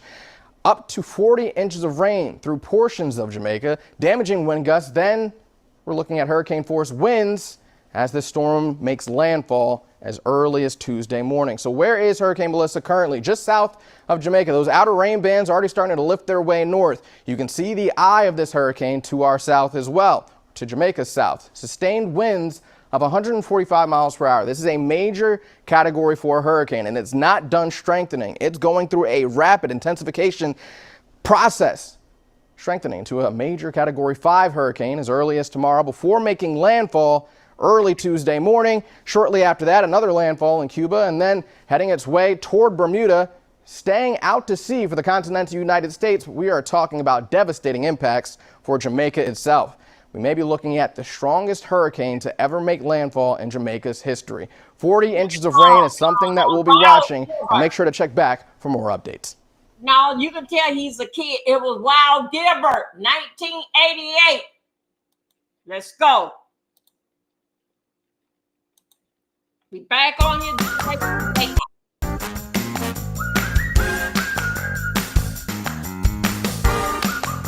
Come on in, sir. Thank you. Let's go. I appreciate it. It's very, very important that we speak to you. Thank you. And you've got the camera right here. I appreciate you come on in a little bit right here. Your name, you're Minister of Social Security. Colonel Charles Jr., Minister of Labor and Social Security. Also, Member of Parliament for Southeast Clarendon, which is one of the most at-risk areas in the country. And let's get to that point right now. This track right now, as it speaks, is going to cut to the west of Kingston and through some of those central areas, south central areas of Jamaica. Your biggest concern as far as the residents right now and your mission? So, of course, the biggest concern is to save lives. Next is to mitigate or to minimize damage to property and to the community. So we are, of course, urging all residents to go to higher ground. For instance, in Clarendon, St. Catherine, Manchester, which is where it's projecting to be now, we have shelters, evacuation centers. There are family and friends that are willing to take persons in who are in the low-lying areas or the flood-prone areas. And so we've already activated our communication protocol. And we've asked residents, and we want to urge residents who are listening, who are watching, to take this very, very seriously. The last time we had any landfall of a hurricane was in 2012 with Hurricane Sandy, and that was a Category 1. And there was significant destruction to bridges and to infrastructure, also to homes. So if we juxtapose that, look on what happened with us with Beryl, which was just the outer bands, it means we are looking on significant damage if this continues along this current trajectory. So we've asked persons to not wait until it gets to a point that it's difficult to evacuate or to save you, but rather to take early action. Several of these residents are very aware because they live in areas where we've had these kind of protocols many times. This is not the case where you should be saying, let's wait it out. Right. This is, if there's ever a time for you to listen and to take action, this is now. This is dire, life and death at this point. Exactly. It's at Category 4 based on what I've heard. This morning at about 6 o'clock in the Rocky Point area, which is one of the areas along the southern coast, we were already seeing storm surges. Yeah. All right? And we're already hearing the roar and the wrath of the seas. And so it is very important that we take heed now. Another very important message is for persons to secure their identification documents. I am the Minister of Labor and Social Security, and this ministry that I have had the opportunity to lead is the lead for the welfare coordination. One of the great difficulties that we have seen in the past is when we come in to provide any support in terms of distribution of relief supplies, payment of relief assistance in cash grants or in kind, we have to know who you are. Yeah. And so we have to verify you with your national ID and your TRN. And many times, because of the destruction, persons lose those documents. Right. So we're asking the residents, as you evacuate, take your very important identification documents, secure them, put them in a Ziploc, put them in something that is waterproof, and make sure that you carry them with you. It will ease the burden of the process of providing that relief post-disaster. Do you think that some of the communities here in Kingston, because we drove around through some of the neighborhoods and communities, have a full understanding of what is on the way and the aftermath and how these structures may not hold up? Well, I hope so. I mean, for what it's worth, we had Hurricane Beryl not too long ago. Yep. July 2024. And that is still, within short term of our memory. Some persons are still feeling the impact of Hurricane Beryl. And haven't recovered fully from that. So I And would. it wasn't even a landfall. That's it wasn't the a scary landfall, part. and it wasn't this intensity either. Okay. So I would hope I will that be we have covering learned a that lesson all from through that, the and that night. we would Okay, use let's burial go and as a see recent people pivot to understand embracing the themselves. intensity of Hold on what a is second. coming, and also another factor Okay. is the speed. So when you have a very intense hurricane Okay, let's at go this right speed, here. what Let's it see how means. they getting prepared. This is Jamaica, but getting prepared for Hurricane Melissa. That should be arriving. Should be a Category 5 by daybreak, but we'll hit landfall. We'll hit landfall Tuesday morning. I am your B2nd weather girl, and I will be tracking and doing before and after the storm. Please like my video as you come in. We are tracking. So what we're doing here today is pretty much just putting things together for the storm. So we use plywoods to barricade the areas and sandbags to ensure that during the storm we don't have any issues of any debris going inside or anybody pass by to probably want to go inside. So that's pretty much why we put the sandbags here and the plywood for barricade.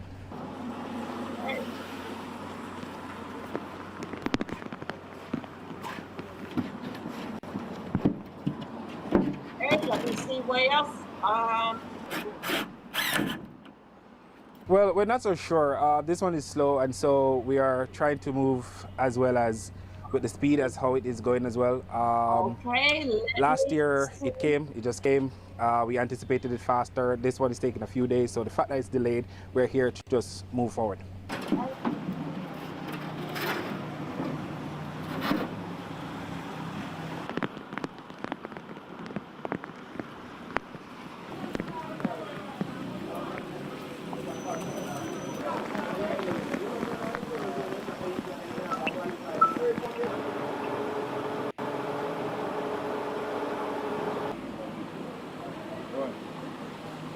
Y'all, we are watching as Jamaica prepare for So yes, there's less people on the street due to the weather. Everybody's preparing at home, so there's less people.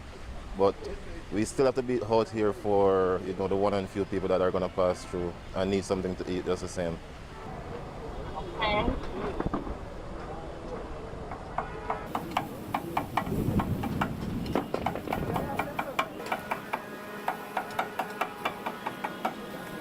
Usually, when they see a storm is coming, usually it doesn't hit us.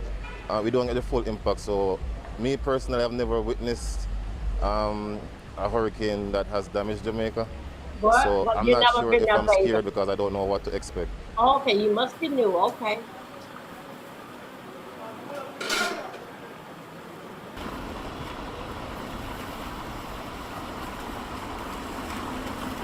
How y'all doing out there? Please like my video. Thank you.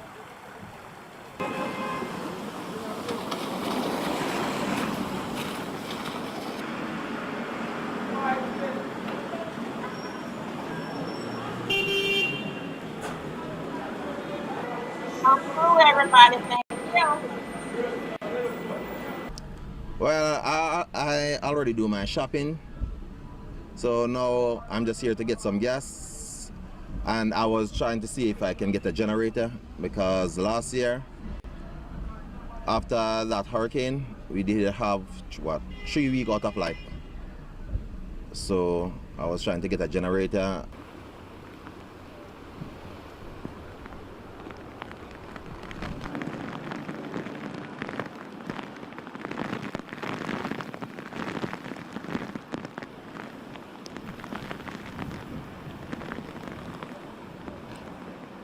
Well, the look of how things is going right now and how I see the sky and the weather coming in, I think this one is different. I think we're definitely gonna have, this one gonna impact us hard. Yeah.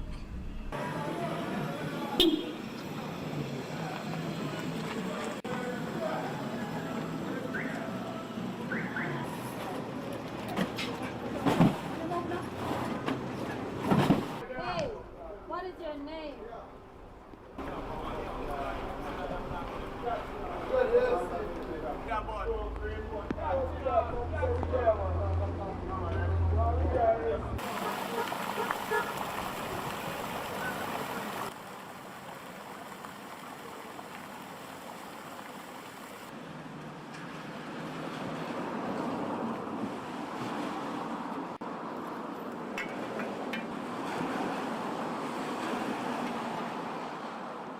we are just preparing for the less worse to happen, and we are getting ready.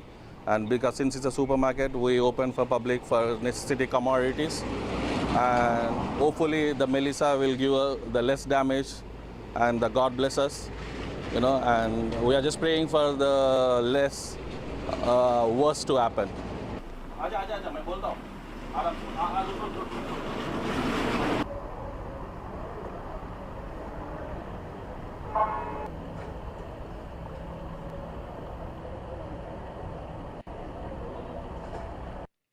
Okay, let's go through. Let's watch some more videos. Wait a minute. You know what? Before I go on to the next segment, didn't fight with the video, let's go and let's watch what happened to the White House when the White House burnt down. Let's go. Let's go there and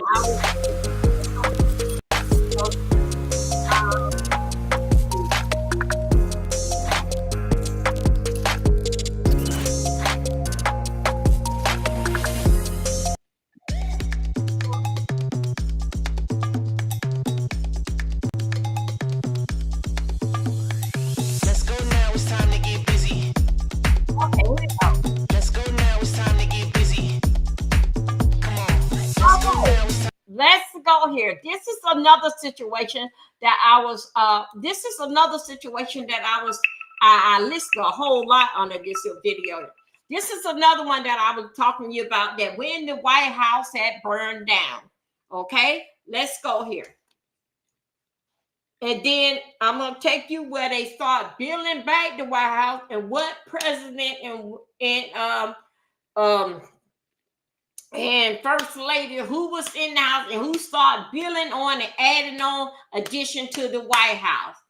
Thank y'all for coming over. Just deal with me. Come through, you guys. Oh, wait, hold on a second. Oh, shoot, I got to go back out. Hold on a second. Let's go right here. This is only just a... 200 years ago this month, 4,000 British soldiers lay siege to Washington, D.C. and set fire to the U.S. Cap and the White House. And the burn marks on the White House walls are still there.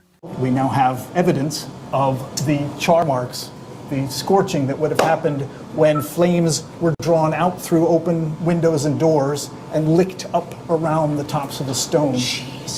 William Allman is the White House curator.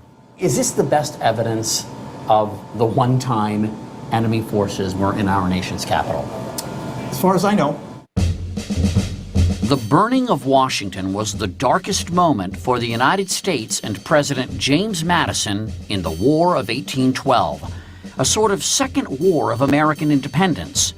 The British had been interfering with American trade at sea and kidnapping sailors. American efforts to expand westward and north into Canada were being thwarted by the British. 2 years into the war, with the Americans in retreat, British forces reached the nation's capital. What was Washington like in 1814? Miserable. Tiny, small, strung out. William Allen is historian emeritus for the architect of the Capitol. It was a construction site. It was a construction site, and there were stone yards and brick yards and kilns, and it was just a mishmash. The Capitol dome hadn't yet been built, but the original House chamber, located on the site of today's Statuary Hall, was an architectural masterpiece, recreated in these digital images. Many people described it as the most beautiful room in America. It had this glorious ceiling with the 100 skylights. Was it a fireproof room? The room was fireproof except for the ceiling, and that, of course, was the Achilles heel of the room. The ceiling was wooden, and all they had to do, of course, is to catch the ceiling on fire. When it fell down, the rest of the room would be destroyed. The heat was intense. The glass in the skylights melted, became molten, and fell down in large chunks. The Capitol's stone walls survived, as well as the Senate vestibule, with its distinctive corncob columns. And what's the significance of the corncobs? Well, the significance is the American plant in a classical way, sort of thinking the way classical architects would have thought, using this very important staple of the American diet and the American economy. And fighting with the British that night were former American slaves.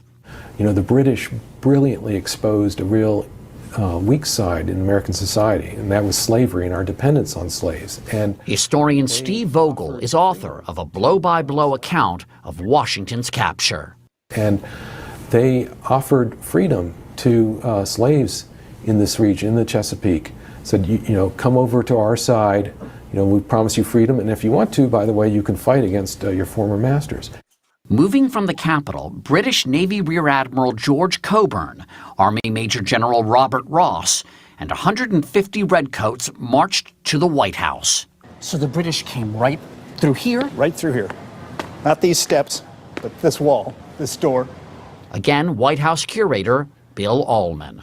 And they walked in, and what do you think their first impression was? I think that it was a pretty good size house, but not a palatial one. Right.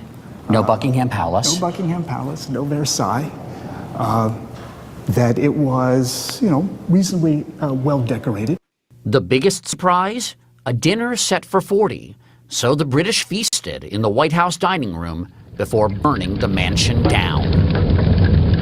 Here too, the walls survived, but little remains of what was once inside.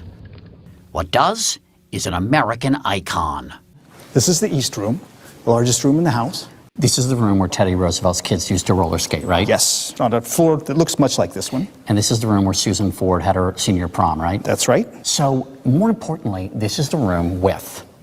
This is the great full-length portrait of George Washington by Gilbert Stuart. This is the one that Dolly Madison rather famously saved. She had already packed up state papers, the red velvet drapes that she had put in the Oval Room. So then, kind of as a last-minute thing, she says, oh, we've got to save General Washington. And she gave the instructions to get it off the wall, and it was bolted on. Hard to get off. So they had to pretty much cut the frame open and then, you know, lift the canvas out on its stretcher. And who did that? Servants, the maitre d', and one of the family's slaves. Well, she was also busy cramming silverware into her purse, right? Yep. She was trying to save everything she could. She was leaving her personal things. As a rule, the British invaders didn't loot, but one soldier grabbed this.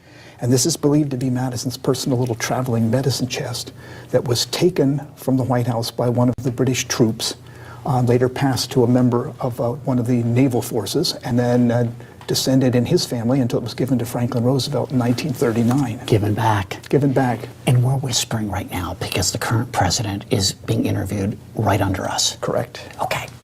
After torching the White House, the British burned the buildings housing the Departments of State, Treasury, and War, concluding one of the most devastating days in American history. I mean, can you imagine the scene after the British have departed Washington? The Capitol and the White House are smoldering shells. The American Army has abandoned the city. Nobody knows where President Madison or the cabinet are. It's really impossible to think of many more despondent, desperate moments in American history. A Union Jack flew over the Capitol. It did. A lot of people felt that, you know, the young republic was coming to its end, that the American experiment was dying in its infancy. Fearing an American counterattack, the British occupation of Washington lasted only a day. Among its overlooked heroes, State Department clerk Stephen Pleasanton, who hid the Declaration of Independence in a Virginia mansion. 6 months later, the war ended in a virtual stalemate, and British leader George Cockburn returned home, where his portrait features Washington blazing in the background. And the very last question, you know I have to ask, if these walls could talk, what would they say? You know, the War of 1812 isn't that well known, but I think if these walls could talk, they'd say, well, we're certainly happy that we're still standing here, that we're still occupying this spot, and that the presidents have lived here 200 years since the fire. You know what I think they'd say? Ouch. Okay. Anyway, you guys, that is a part of where I'm at now. Let me just take this down. Stop that share. Okay. Ladies and gentlemen, that's a part of American history that that the school didn't tell us about. If they tell us about it, we wasn't paying attention, because I definitely wasn't paying no attention. But I'm gonna come back, and we're gonna go down in a deep dive and then fact, but how many? I thought this was a video here, but I did saw this video. We're gonna do a deep dive, identify with the White House who added on this, who added on it, and then the White House went down again. So identify with President Donald Trump or what he's doing. Why not all the rest of them did it? We are turning a new chapter over. Only chapter that I would like for this country here to do, that when those that sit in the house, when they make it to a certain age, put them on out and retire. Retirement. Let some young blood, somebody that's ain't in there 80 years old, 99 years old. When are they gonna take a notion to be with their grandkids? Are they still working to death and leaving everything back? That's still okay. They don't make enough money. That's the only thing that I wish for this country. That's a part of the new change. When they get a certain age, let their ass go. Now, this is ain't like the damn Pope. They stay there forever until they die. No, if you die before you get to the 80 years, that's fine. Nobody ain't tell you to work yourself to death. But 80 years old and coming with these things from 1901. And it's good to know history around. Then Donald Trump took all them history books and this, that, and another. We're going to do some deep dive and deal with his family. I got time. And also, too, I would be in and out tracking down and seeing what Hurricane Melissa, where she is going. Keeping close in contact with my people in Jamaica, and all will be done. So right now, this time that you got, I'm going to be coming back and identify with the hurricane. I will be tracking it. I will do the same thing what I did last year. I've been the B sector weather girl for the last 3 to 4 years, and I will continue to do my job. It doesn't matter what stream yard that I am on, but I will still do my job. I thank you guys for your time and your patience. I'll be back shortly. Okay, so we can, and I can line everything up. I'm not that great how that they can switch from here to here. No, I haven't got that diplomacy yet. But I am here. I am your B-Sec weather girl. Also, you are in the Scooter Lounge. This is where you are at. And the name of this sector is the Strategy Scribe Sector. We get into the strategy of things. And then what we see that little things is that's not, don't make sense. We strike it. And we are a sector. Please, if you have not joined my membership, please join it. The video that I am going to do,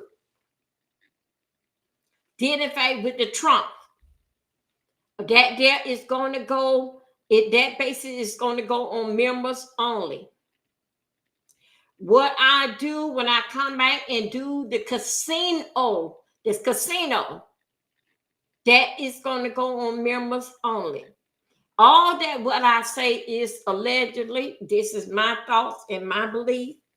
Some things that I can sympathize with, and some things it just don't make sense to me. Ain't that I know, it's just that I don't know, and I'm not feeling it. Not gonna say that I'm gonna become a believer later, but I just said I need a little bit more. The trial of Fulio, we will be covering it. Okay? We will cover it just like Diddy's. We will be covering it. Okay? Anyway, you guys, I thank you for your time and your patience. I will see y'all, I don't know, maybe in an hour or less. Okay? I'm going to go and have some dinner, and I'm going to come back, and we're going to talk some more trash. Thank you, and see you later. Thank you for coming over. Let me put this here.